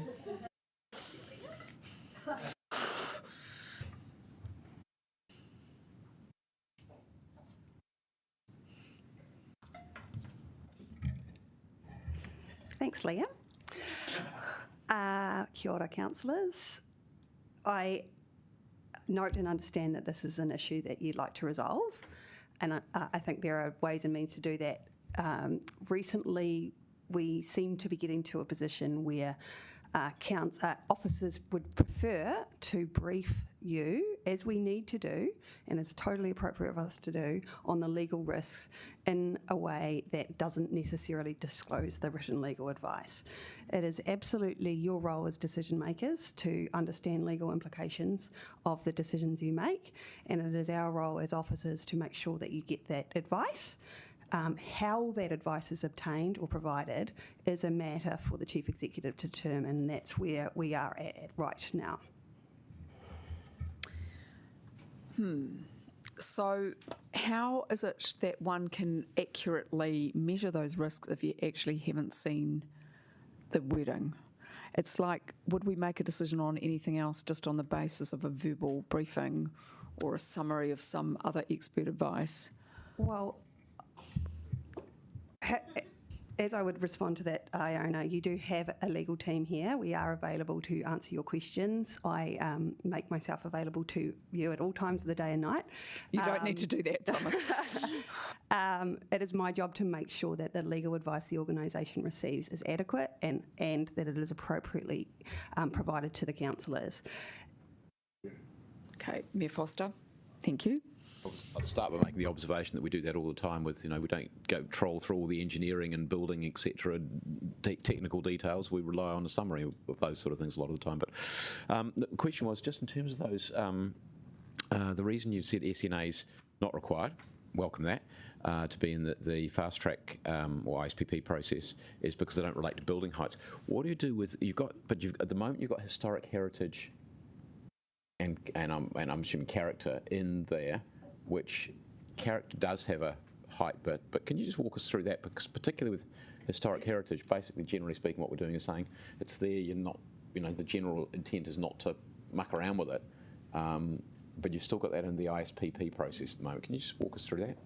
So, through the Chair, so SNAs, so to remove an SNA, you need to apply for a resource consent to remove vegetation. Yes. So we're dealing with the removal of vegetation rather than the limiting of a building height, which may or may not go back on that site. In terms of character, so our character areas are within our walking catchments of the city centre. If we go with Mount Victoria, for example, if there were no character areas there, they should have a building height of 21 metres. They have building heights of 11 metres. We have therefore given effect to Policy 4 of the MPSUD by limiting building heights within areas where we should be enabling 6 storeys. With respect to heritage, in the city centre in particular, we need to enable maximum development capacity. if we have a 2-storey heritage building in an area that is otherwise zoned for 99 metres, we are not enabling maximum development capacity. Because, in particular, to do that, that heritage building needs to not be there. And it is a discretionary resource consent, which is not enabling of maximum development capacity. With our heritage areas, we do specify alternative heights and densities. Within our suburban heritage areas, Ārau Valley, for example, building heights are 12 metres, whereas otherwise we should be enabling 21 metres under Policy 3 of the MPSUD. I get that. I suppose in the SNA example, you're effectively saying building height of 0 because you don't get to clear without having to go through a consent process. But I'm not quite sure I'm understanding, because the whole purpose of particularly heritage listing is that you're not going to knock it down. That's what's there. That's what it's there for. So the 99 metres is kind of like, well, it's in a sense, so what? Unless you get the consent to demolish, which would be the same as the consent to essentially demolish an SNA, wouldn't it? Through the chair, so the difference, the specific difference with SNAs is that in some cases you might not need to remove the SNA to do a 6-storey building or to do your MDRS. It depends on how much of your site is covered with an SNA to enable you to do that development. So you can't categorically say, or we can't categorically limit building height because there may not be the justification to do so. It depends on a site-by-site basis. Whereas with heritage buildings, the rule applies to the site and the building, and it necessarily limits maximum building height and development capacity. So you've got no opportunity to maximise your development potential. Sorry, through you, Madam Chair. It just strikes me that you don't. I mean, so if I've got an SNA, which I've got a little bit of the site which I can do something with, well, that won't be in the SNA anyway, presumably. So to actually develop an SNA area, I've still got to get a consent to get into the vegetation part of it. Yeah. Correct. If you have a site that is only covered with 10% of an SNA and it's otherwise zoned for 6 stories, you're able to apply for a resource consent to build a 6-storey building, and you don't need to. You will always need a 6-storey building resource consent. Design, etc. Yes, loads of things, but you would not need a resource consent to remove the for vegetation purposes because you're not removing it, and we are therefore not specifying alternative heights or densities in those areas. So just to finish that off, but with heritage, if you, and generally speaking, particularly Central City, you've just got the building, you haven't got any curtilage around it. But if you had curtilage around it in theory, wouldn't that also apply? You could say, well, I'm going to develop on the site without removing the building. So it comes down to Policy 3. It clearly specifies in the city centre zone we need to enable maximum development capacity. So because we have heritage buildings on those sites, you cannot achieve maximum development capacity. Yes, I understand that. Yeah. But, so it's the maximum development capacity that becomes the trigger. So heritage outside the central city, where that doesn't apply. In the residential zones, it's not a permitted activity to do a medium density residential standard 3 units on that site because any new building on the site of a heritage building requires a resource consent. Okay, so does that have to go through the ISPP process? Correct, because we're not permitting the MDRS. So the activity status of an MDRS compliant dwelling or development has changed from permitted to restricted discretionary. To restricted discretionary. So that is not in accordance with what Policy 3 it does not implement requires, the MDRS. And therefore the change means that it has to go through the IPI. And that's because Section 80E says must include those plan provisions which incorporate the MDRS or otherwise vary them. Even though a heritage listing on that site wouldn't allow you to enact that requirement or that ability. Correct. There's always too many double negatives in planning.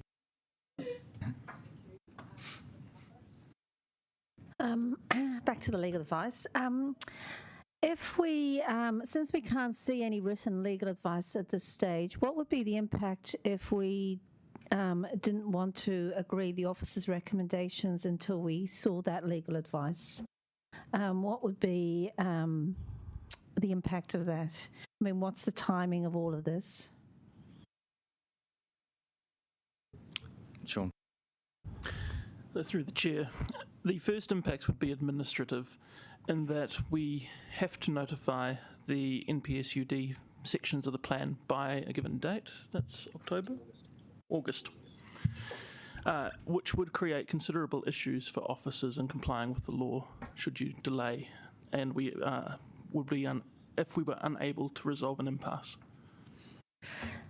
But you've got, given that we're not even signing off the district plan till to the 23rd of June, is there not sufficient time from now until then for us to be able to see the legal advice and to be able to consider these recommendations?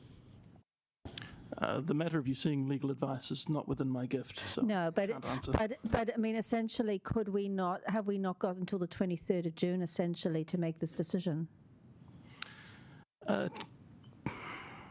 Technically speaking, yes. Thank you. So, if you wish, you may move an amendment. Oh, okay. Any other questions? I've just got one more. Actually, two more. Once two experts have finished talking. Do you want me to? Mr. Whittington. Right. Okay. So, sorry if that was important. So, I just want to understand about complexity. So, you know that we now essentially have 3 processes, but we could have ended up with 2, just depending on the way the vote went. No, we couldn't have had 1, as you know. So the no, you couldn't stick everything in the ISPP process. So if how has Parliament thought about the interplay of those 2? I'm not sure I follow the question, I'm afraid. So something's going to go through Schedule 1, something's going to go through ISPP. Has Parliament thought about the interplay and how they're all going to work together? Yes. I think we're the only council doing it this way, which is deeply unfortunate. So through the chair, the intention with the NPSUD is that it would trigger a series of plan changes in an operative district plan. You are in the unique position of notifying a new district plan, hence why both processes come into play. Yeah, I know, but so what I was just asking is from a legal perspective is if Parliament has thought about then how you've got one part going through one process and the other part going through another. I don't know the extent to which Parliament has or hasn't thought about it, but it certainly hasn't provided for it. So what the Act effectively requires you to do is come up with a way to balance the efficiency or design a process that is efficient and as effective as it can be. So, for example, you can take steps to, despite the 2 processes, make it as efficient and effective as possible. You could, for example, appoint 1 hearings panel to consider both parts of the plan. They'll do so on slightly different timeframes, but at least that way there's a consistency of thought over the decision making. Which will eventually come back to you once they make recommendations. There will be, unfortunately, as a result of the amendments to the Act, some provisions which have gone through one process will then be able to go on to the Environment Court. Other provisions will not. Which nicely leads me on to my last question.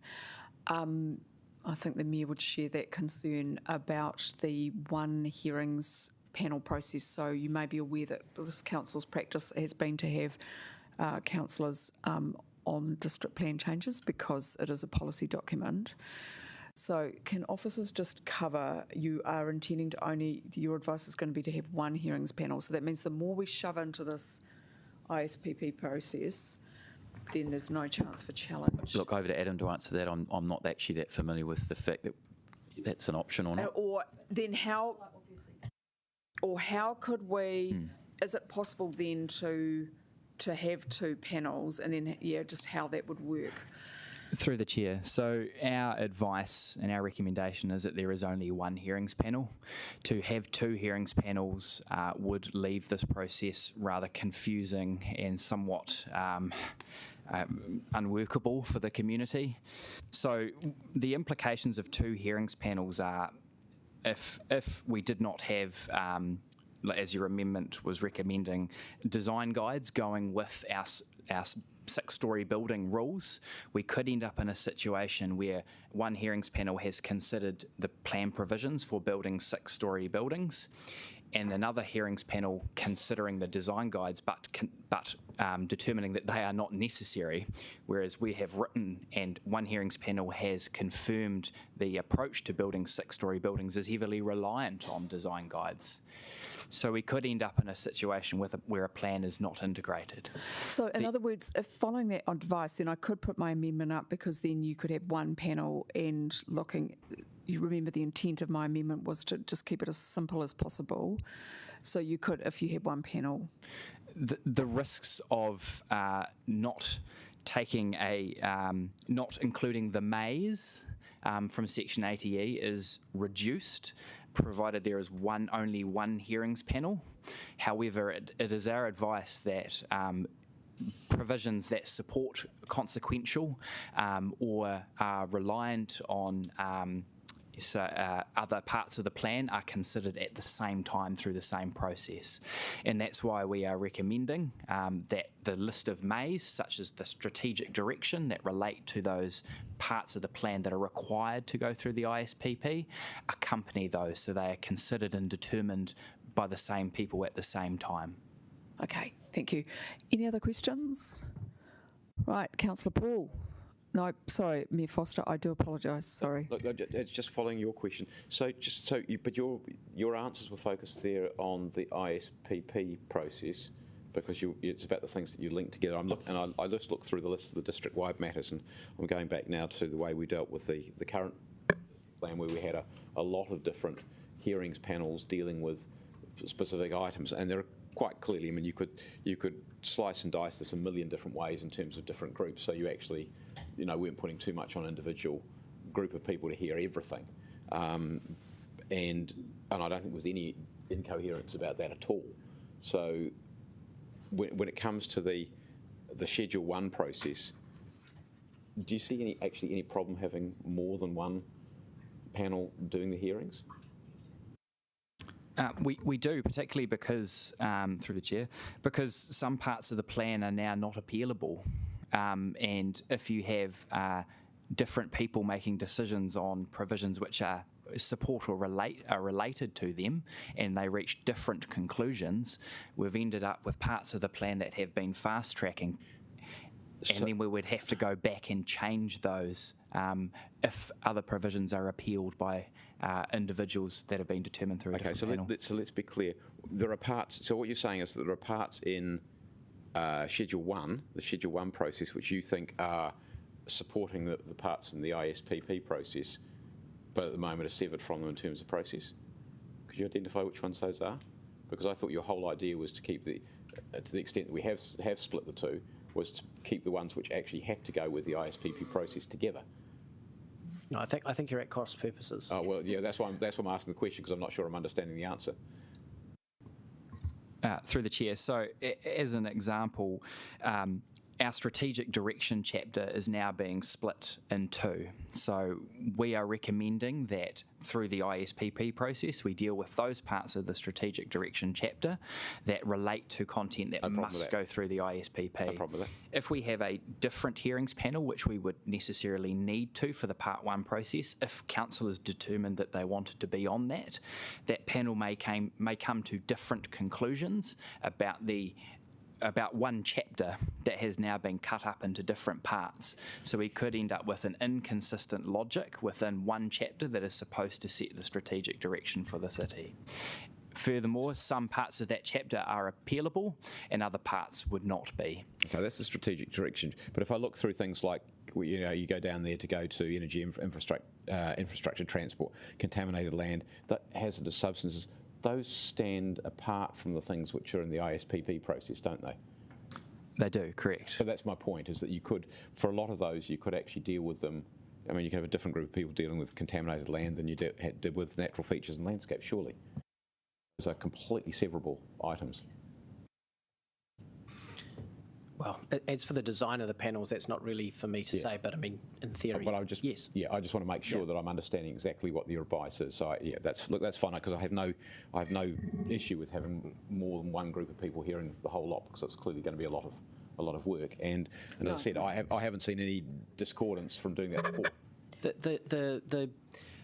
I was going to say traditional or modern, the way that most councils are doing it at the moment is to appoint a group of people as a panel of, say, 6, 8 people, and they effectively form sub-panels because one commissioner may not be available during the time frame that a particular topic's being heard. So I assume you'll be taking the same approach.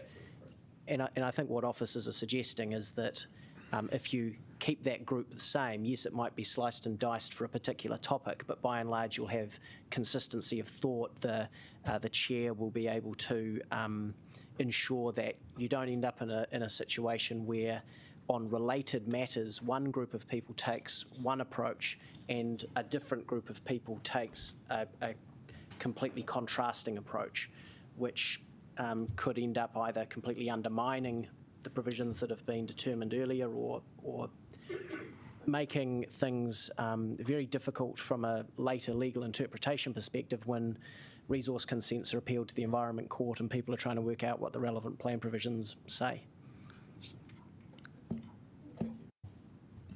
Right, go for it. Great. Well, a big thank you to the planning team and Mr. Whittington. Oh. You've got, would you like an adjournment? Damn. I was literally going to say, I move. Were you? Do you want just 5 minutes? I'm just, yeah, okay. Yep, okay. Okay, all right. Do you want to just come here and talk to, yep.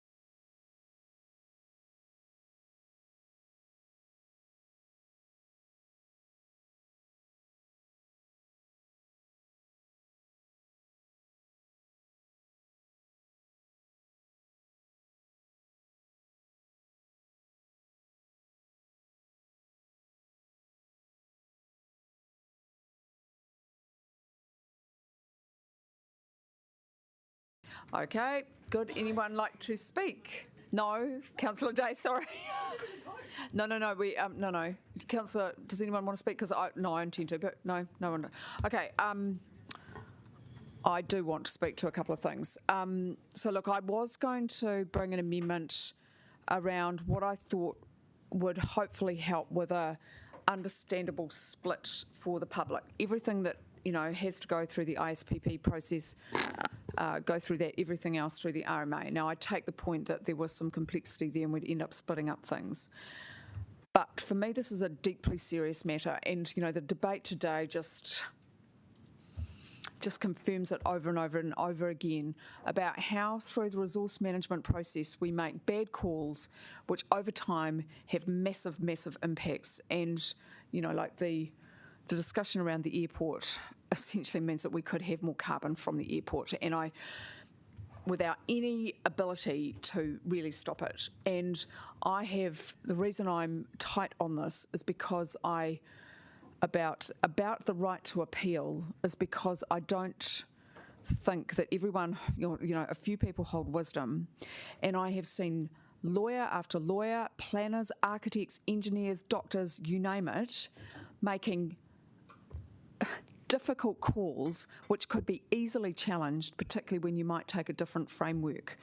And absolutely, you're right, Councillor Paul, this system has enabled climate change actively and the destruction of our environment. And so I'm actually going to vote against this paper. I'm very, very strongly opposed to removing that right to appeal. I appreciate there's some urgent needs, and for me, obviously, some of those things that will go through the Schedule 1 process I feel very deeply about and want them to go through, but nevertheless, for me, the first principle is that there should be able to be challenge and debate and discussion to make better calls, because no one or two or three decision maker is always going to get it right. So the other thing, which I discussed with Mayor Foster, this issue about who sits on the hearing panels is extremely serious too.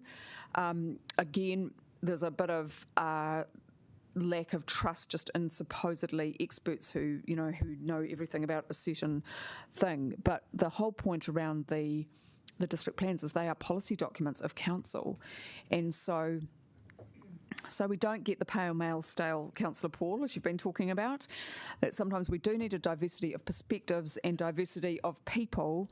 A point of order there, Madam Chair. That's sexist, ageist and racist.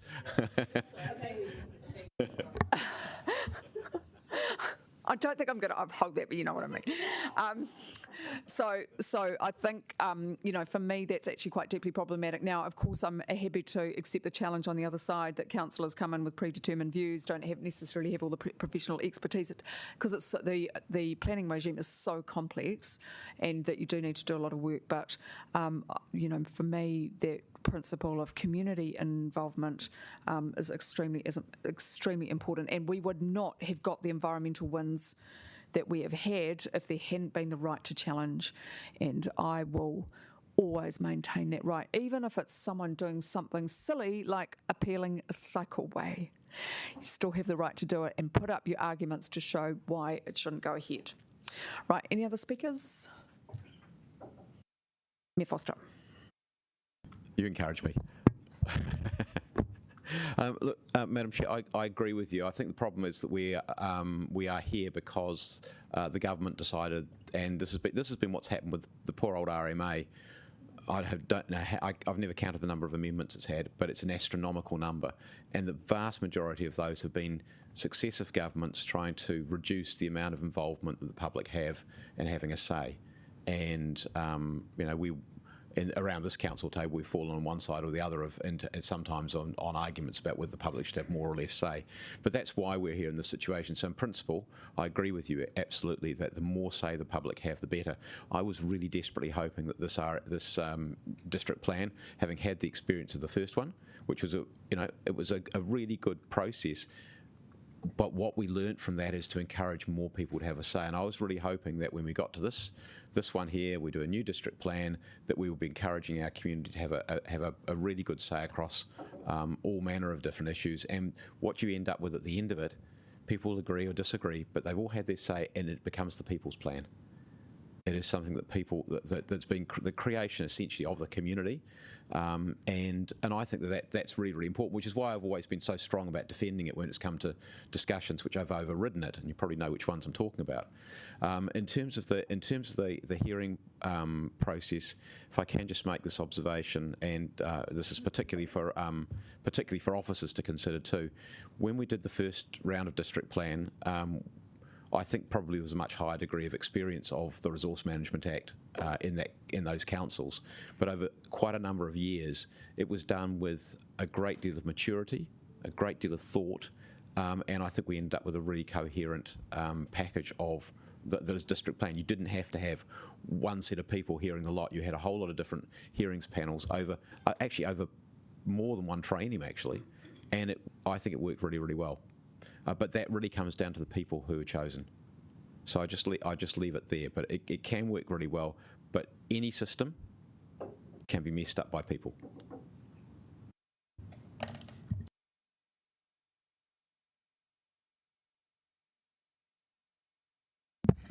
I'll just briefly say that I'm really thankful for the streamlined process, and I think that House is going to be built faster, and I'm excited that some of the plan is going through it. So just to add a bit of positivity in there. Thank you. Right. Can we take number 2 separately? Yes, I think that would be good. So we'll do number 2 first, and then number 1 and 3. So number 2, and we'll take a division on that one. Thank you. Can you put it up so we can see? Yeah, please, sure, of course. Diligent keeps going on. Sorry, no, the diligent takes forever to bring up. It's just coming up. Cool, thank you. Yeah, sorry. So number 2, we're voting on.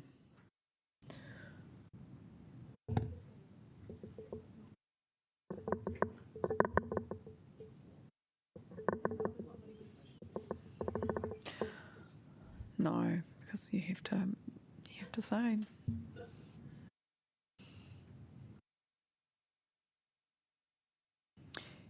Thank you. Right, so verbalise it. Sorry, that went through with 3 people, 3 against. Thank you, everyone. Right, now I'd like to invite. Oh, sorry, 1 and 3. Sorry, 1 and 3. Yeah, sorry. Probably am. Nearly there.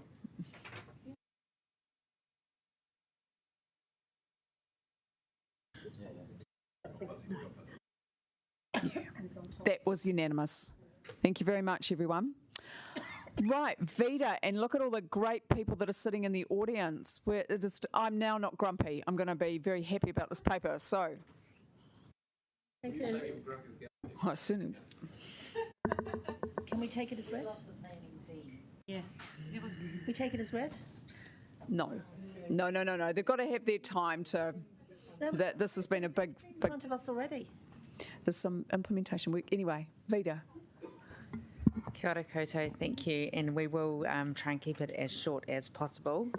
I'll just do a brief introduction to the paper, of course starting by thanking the team. This has been a really important piece of work for our business unit and for the city, and it's been really enjoyable to go in and understand all those layers of nature through the city and how we can increase and make them better. So in October last year, we brought the draft to you, where you asked us to go away and come back with some targets and finalise the plan.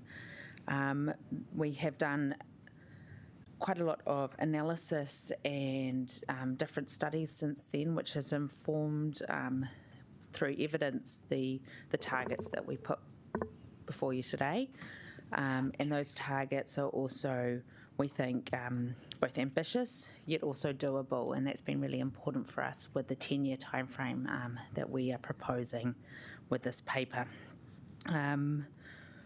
We will be going away post this to understand what funding is required to meet these targets. A lot of it can be met through the existing funding, through existing programs and projects, and we do continue to work within all of Council's projects to ensure that the targets are being met where possible, and then at the next LTP we'll come back with what additional funding may be needed. And by that time, we will have actually been able to make sure that we have a really clear idea of what exactly it is so that we can hit the ground running and do it. So I think I will basically leave it at that and look forward to hearing any questions you may have. And yeah. It's a phone. Kia ora and congratulations, exciting. One query, we had been in discussion or on a flow path around understanding what a version of it, what I took to be a version of a green network plan for our high growth areas or inner city suburbs. Can you update us on where that's at? Yeah, I'll start, and I may need to have a little bit of help, but we are, the PSR team are leading the open space and recreation strategy review, and through that work they are looking at all of our suburban centres, what the current provision is and what growth may need going forward. So that work is happening, and in principle that will cover also the green areas within that. The principles and the a lot of the work that's done in the Green Network Plan is also applicable in those suburban centres, and we're working really closely with that team. Gerald's part of the project group working on that. So that my understanding is that that will cover it in terms of the suburban centres and the growth areas. So you're saying I need to look a lot closer at that plan when it comes through? Yep. So I think a draft is coming towards the end of this year to you. And then we'll consult on it afterwards and come back with the final. Yeah. Any other questions?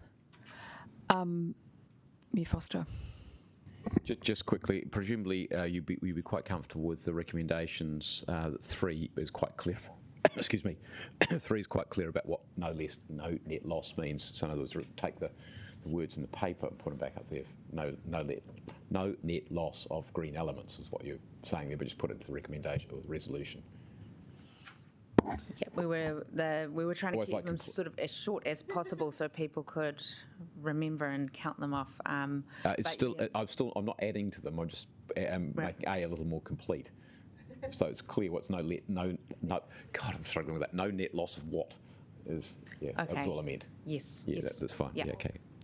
Okay, that's cool. And just how does through the Let's Get Wellington Moving bits? So if Let's Get Wellington Moving expands or improves an existing urban space, let's take a Midland Park, for example, that will be part of this, a part of C, I'm presuming. That's the kind of thing we'd be referring to. Yeah, cool.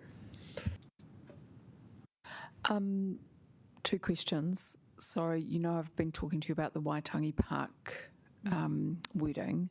So do I have to move an amendment now just to talk about how it was community-led? Or can you just do that? My understanding was that we had to have an amendment to be able to change that wording in the paper, because it's in the actual paper, it's not in in the document itself, it's in the paper. Heidi, do I really have to take up the... Okay, I'll talk to it. It's quite important. I'll talk to why it's an important point. The other, The other question I've got, look, Vida, you, me and Tam and Liam have had quite a lot of conversations now around whether this plan, it's great, but just whether it includes a Te Ao Māori perspective. And when I read it, it's very European, and I know mana whenua have been involved, and I just wonder if, and I know you've said some of this through the implementation, they'll try to be some incorporation of those values, but it just feels like the horse has bolted a little bit. So we've been working with mana whenua is through the Let's Get Wellington Moving iwi Partnership Working Group. We've presented to them, and then also we've bundled it up together with the open space and recreation strategy, which is the higher strategy which this plan fits into. And so that's a wider discussion that's happening across council, and also the rec facilities review is also being talked about.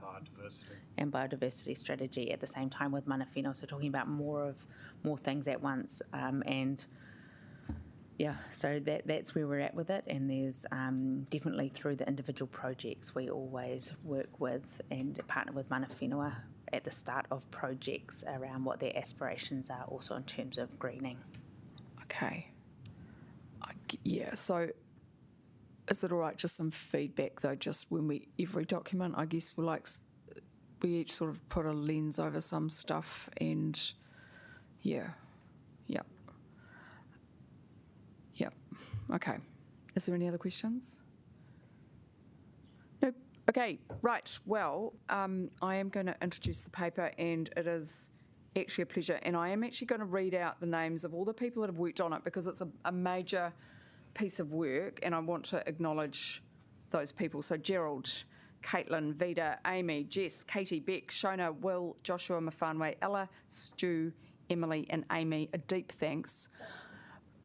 Paul Bleshka, sorry, that was not on my list. I apologise. Of course, Paul and Liam too, because this is a really good piece of work. So thank you very much. And because we're talking about the ecological emergency today too, this is a key way of responding to it, as well as Councillor Matthews saying it will make the city look prettier as well. It will, but at a more deep and fundamental level, it is about making sure that nature can come back after we sort of extinguished it. So it's very exciting, and it will make it so much better for the people who live here and come and visit. So it is exciting. And look, I just hope, that we are able to just keep incorporating diverse perspectives through this. So we're not, this isn't a European lawn plan, thank goodness. It will be something more exciting about that. So very good. And just the other point I wanted to make about, look, what happens with institutions is they resist something. So the former councillor Mary Varnum led the campaign Schaefer's Park Make It Happen in the 90s.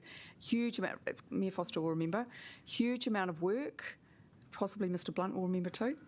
And it came from the community. And what just tends to happen is the institution takes credit for it when actually there's often resistance and huge amount of work to get to anywhere. It comes sometimes in from the margins. So that's just why I was being a bit finicky about the words, that I do want to acknowledge it when the community has taken leadership and the council has come to the party. And I think we all love that park now. And, Megan Rait's work, very innovative at the time, still innovative at the time, because we've still got a little way to go. So, but look, it's a really good thing to be celebrating, and just can't wait to be seeing more parks built.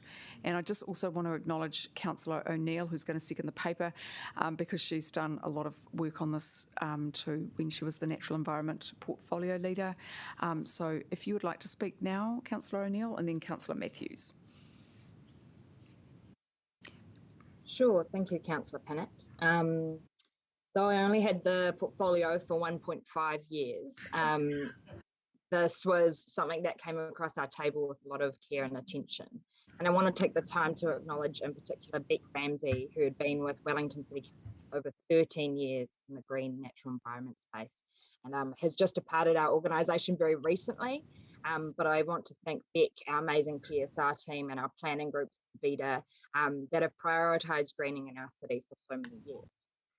So as in the report, only 5.12% of the central city is green with canopy, and Auckland has 18% canopy coverage, and not the kind that you get at a fancy event or little treats on a tray, but it actually provides a lot of extra well-being to support the growth of our manu, and also some protection for our humans, I guess. So the plan in front of us all today proposes to double the trees, bring in more parks, sequester more carbon, and enable more housing. And the challenge of now is that when we live in a housing crisis, greater inner city density means more green spaces needed. This plan also includes water-sensitive urban designs to enable streams running down the streets, and not the poo kind, but the daylighted stream kind, which is quite exciting. The Ngāhere, and locally for me, Te Mutukaringi Peninsula and Otarikaka Bush, is my church, and it is my place where I heal and I learn and I seek out on the weekends. I'd also like to acknowledge Councillor Tamika Paul and Councillor Laurie Fohn, as they've been super attentive in this and just sort of like pushing this plan to a really good place, both in its formations and table today. Wairua tapu, nature does so much for our good spiritual and physical health, and so nature is a bit of a treasure chest. Just in the last year, I've been taking a few classes on Māori medicine and foraging and the right tikanga around that, and I have grown such an appreciation, even in our really urban parts of the city, what could grow. So the shark tooth moko moko soothes the skin, mean manuka can ease a sore belly, and black fern mamaku heals your burns. Protecting the natural environment is in line with the new district plan, and I'm really excited with our Mana Whenua chapter. And I just want to say that as someone who's pretty new to the conservation game, I would just to acknowledge that conservation and the Pākehā worldview of management of green space has been too sharp. Māori have lived here for hundreds of years, and we need to listen to the aspirations of Taranaki Wānui and Ngāti Toa from across the land to the city and sea. This healing journey cannot be done without taking in the health of the people and the wishes of iwi Māori and Wellington Central. And so I just would like to put that on the table and to acknowledge the journey has quite a wee bit to go. Mahi ai, let's get on with it. And yeah, I'll pass that back to you, Chair. Thank you. Thank you. Councillor Matthews.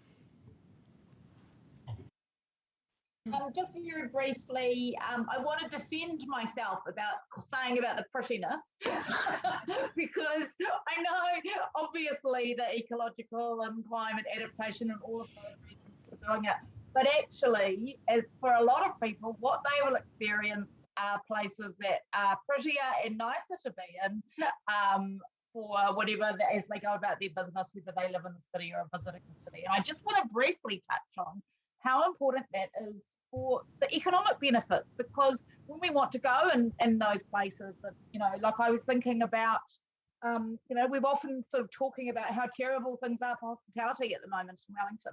And I just want to talk about one of my favourite cafes, Pickle and Pie, right by Lombard, that area, you know, it's just a great space. And I think what we do when we create those green, great public spaces, you know, it's so good for business. It's so good for people just hanging out.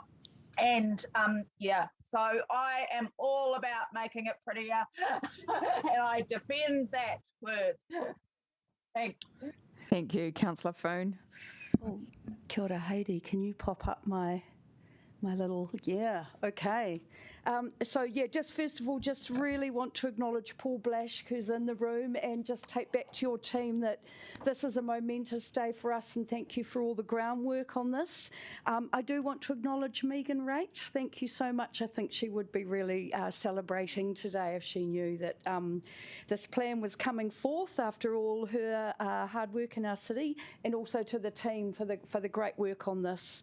And boy, oh boy, am I excited, will be so excited to see our inner city nestled in nature and the regeneration of our ecosystems in the centre of our city.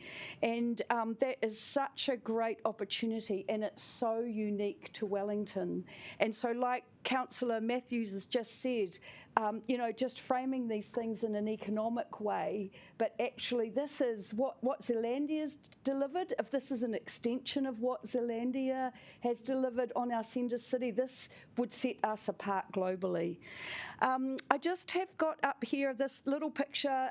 This was last night down on Tory Street. The kōwhai to the left is reminiscent of one that was cut down in 2006 by the infamous Chow brothers. Love them.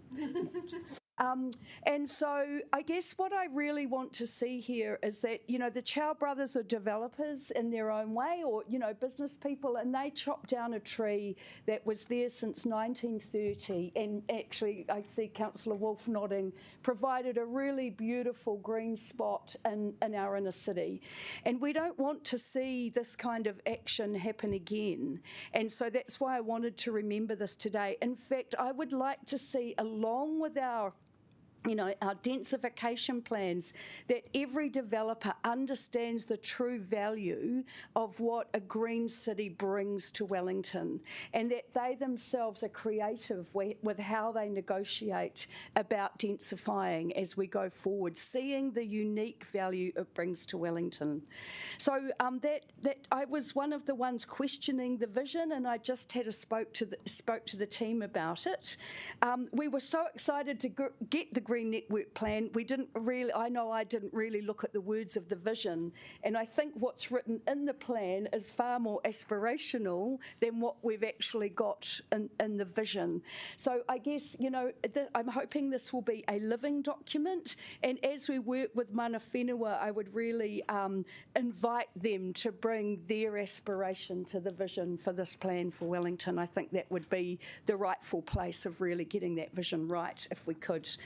And I just acknowledging, our manu. I think the other thing that's come about is we have a green city, but actually it's the life that this city brings, that it brings. And I love what, what this is saying, and that is that, our goal, this is predator-free Wellington, to make Wellington a great place, or they say a safe place, for our tui, our kiruru, our kaka, our kakariki, and we could add humans into that, because I think, once again, if we're really going for the aspirational vision for the city, that is what's going to put our city apart.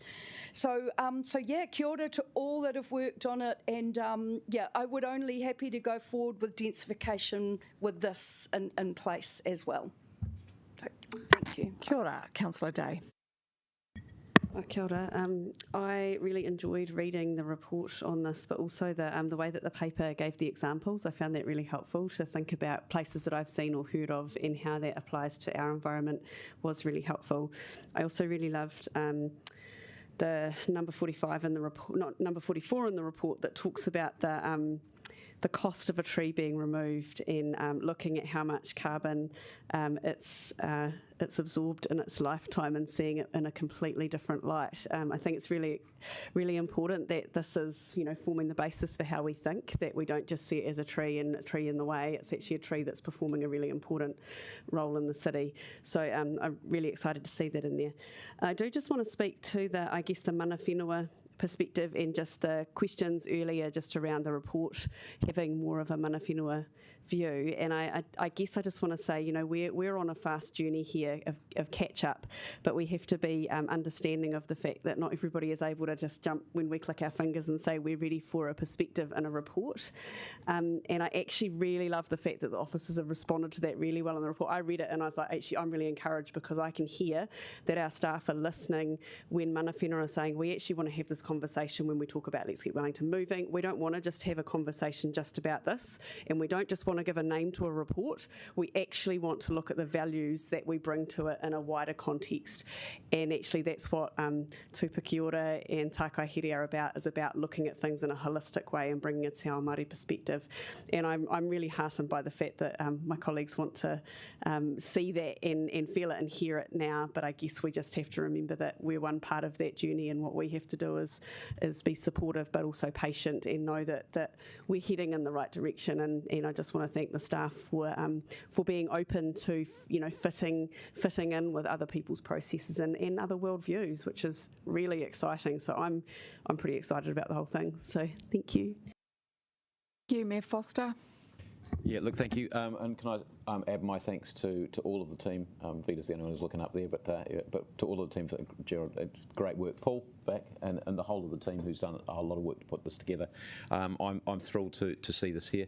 I can remember so many years that you and I tried to put money into the annual plans to give us the chance to purchase extra parks. And can I say, councillors, thank you that you endorsed putting in money not just for one park, but for park development across, park acquisition and development across the next 30 years. I think that's going to see the city in really good stead. Yep, there'll be some more resources required over time. The other bit is we've got our finance team, Deidre.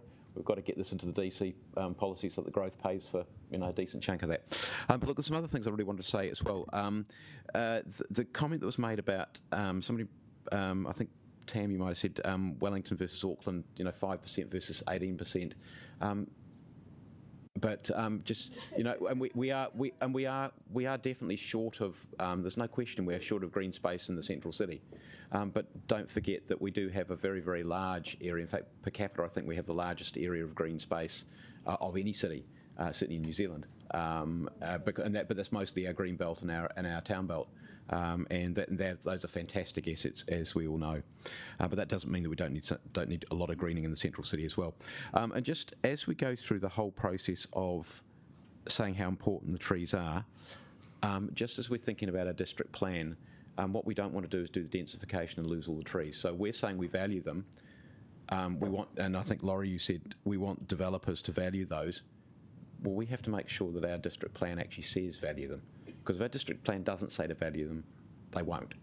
And they will be the first casualties as densification happens in those areas where there are trees. Unless they're listed or protected in some other way, they'll be gone in many cases. And that's something we've got to be very careful about. And the manu who've been mentioned, they're not going to want to fly across between the hills, between the green belts, if there is nothing to fly.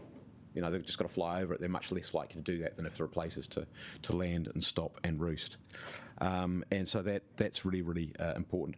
And I just thought that Jill, that picking up the value of that pūroro, when you look at that and you put that amount of value on it, and you just think of that and you think of all the debate that we're having at the moment around SNAs, and we've got to do some work on that and about how we incentivise and support people with those. But if you say that one tree is worth 25k, what is a hectare of trees worth, or half a hectare of trees worth? It's got a real value in terms of its ecological value, its carbon sequestration value, its value to biodiversity. All of those things become really, really important. And that's why we're doing some of the things that we're doing. So we've got to get it right, but just walking away from that will be a real tragedy, I think.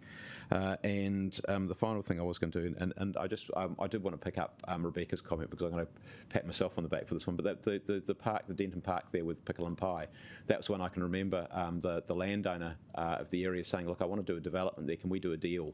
And actually putting that into the annual plan. I think I and you were here then. You remember Luigi Mollo coming and saying, hey, can we do a deal? And I think we've ended up with not only a much better urban space there, the laneway, but also the park there. So you work in partnership, and sometimes you can get some really, really good outcomes for the city. So thank you all for the great work that you've done, and it'll continue to build on what we're doing. Good stuff. Else? Look, just 3 quick points. I'm sorry, Mayor Foster, I'd like to acknowledge you too, because you have done a lot to get green space into the city, so thank you very much for that. Councillor Matthews, it's lovely to agree, because I like pretty too, and I like pretty buildings as well, and I like sun. So I hope when it comes to the district plan on the 23rd that we will protect as much sun on these lovely green spaces as possible, so that people are not living in shade, and that we do try and create harmony between our buildings and nature to a greater degree than we have been able to do in the past. And Councillor Day, just in response to your point, of course, look, it is going to take time, but I guess just the thing is, every time we do something that's not quite right, it can lead on to some other issues. So that was just the about the way that we are seeing nature. I think we've still got some thinking to do collectively about that and how we relate to it. So that's all. Well, you might not agree, but I'm sorry. Like we have to always look at the fundamental issues where they sit to get it right, because we've made lots and lots of mistakes. So we're just trying to get it right. Anyway, so to vote, we don't even need to take anything separately, which is awesome. Thanks again, everyone.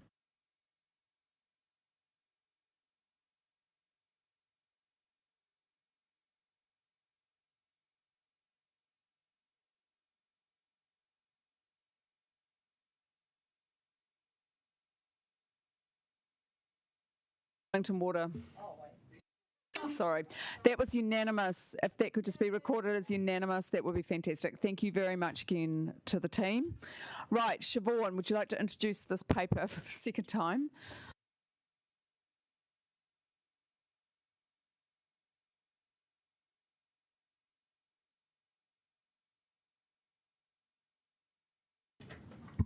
Kia ora, councillors. So yes, this is the second time we brought this paper originally back on the 27th of April to the Infrastructure Committee, and we're instructed to go away and work with Wellington Water. We've done that, and we've agreed that we will monitor their budgets, the additional $3 million related to a potential risk. There wasn't sufficient evidence of that risk actually eventuating through the next couple of years, so we're satisfied that we can manage and mitigate that as we go through improved reporting and monitoring of budgets. So that's all you need to say. Yep. Any questions? Councillor Fitzsimons and Councillor Condie. Yeah, just a question around paragraph 23 when you talk about that process, and you mentioned it just now as well. What will that look like? So what does that look like actually in practice? What will be different? In practice, it means that we'll get a much more detailed breakdown of spend. So at the moment, for instance, we just get maintenance spend rather than broken down into reactive and planned. And we will be, we meet regularly with Wellington Water anyway, but there'll be far more questioning of spend against budget. And then also, if they're seeing some of the eventuation of that risk, they can give us that signalling then and there, and then provide us with that additional data for us to do any analysis we need to do. So when you say you meet regularly with Wellington Water, how often is that? Very regularly at the moment. But it would be monthly at the very least. Yeah. Cool. And we have different people in the organisation meeting at different levels as well, so it's not just. And so when you say, you'll get all that information, will our numbers people be looking at it and analysing? Oh yeah, our finance, are all across it, Councillor Condie. Thank you. I guess my first question is, Matt, the way that we're approaching the funding and management of this financial risk, is that how we would approach the funding and management of any financial risk across our portfolio? Yes, correct. Yep. And I guess one of the things that councillors will be concerned about is, we obviously want to be able to continue to do maintenance that's really essential for the city. And if this financial risk does eventuate, that you will come back to us with information about whether additional funding is needed to be able to provide that. Yeah, absolutely. And that's part of that ongoing monitoring and reporting so that we can flag that as soon as we see it eventuating. Thank you. And look, thanks for your time before at lunchtime. I just want to be reassured there's no magical thinking, like we just have to put some money in, right? So if you don't need to, that's great, but I just want some reassurance that we are putting in enough. Yeah, well, to be clear, we're increasing on the LTP budget by $14.5 million, so it's a 13% increase over the LTP budget that was approved. So it's a significant amount. Yeah, okay, good. Brilliant. No more questions? Councillor Condie. Sure thing. Very quickly, this is a pretty straightforward paper at this point, which is just that we're putting back in this roughly $5 million into the 2 years of the LDP that were missed through a budgeting error, because obviously we want to continue to do reactive maintenance on our Three Waters network in Wellington. I don't think there was any political debate about that. And it's useful to understand how the financial risk is going to be managed that Wellington Water have brought to us. Thank you to the staff for doing that extra work. And I'm really reassured that it's going to be managed in the exact same way that we would manage all of the financial risks that we're facing around COVID and supply chains across our portfolio of works across the council. I have nothing further to add. Who wants to second? Councillor Fitzsimons, do you want to second? Do you wish to speak? Does anyone wish to speak? Clearly not. Okay, we're not going to vote then. Thank you.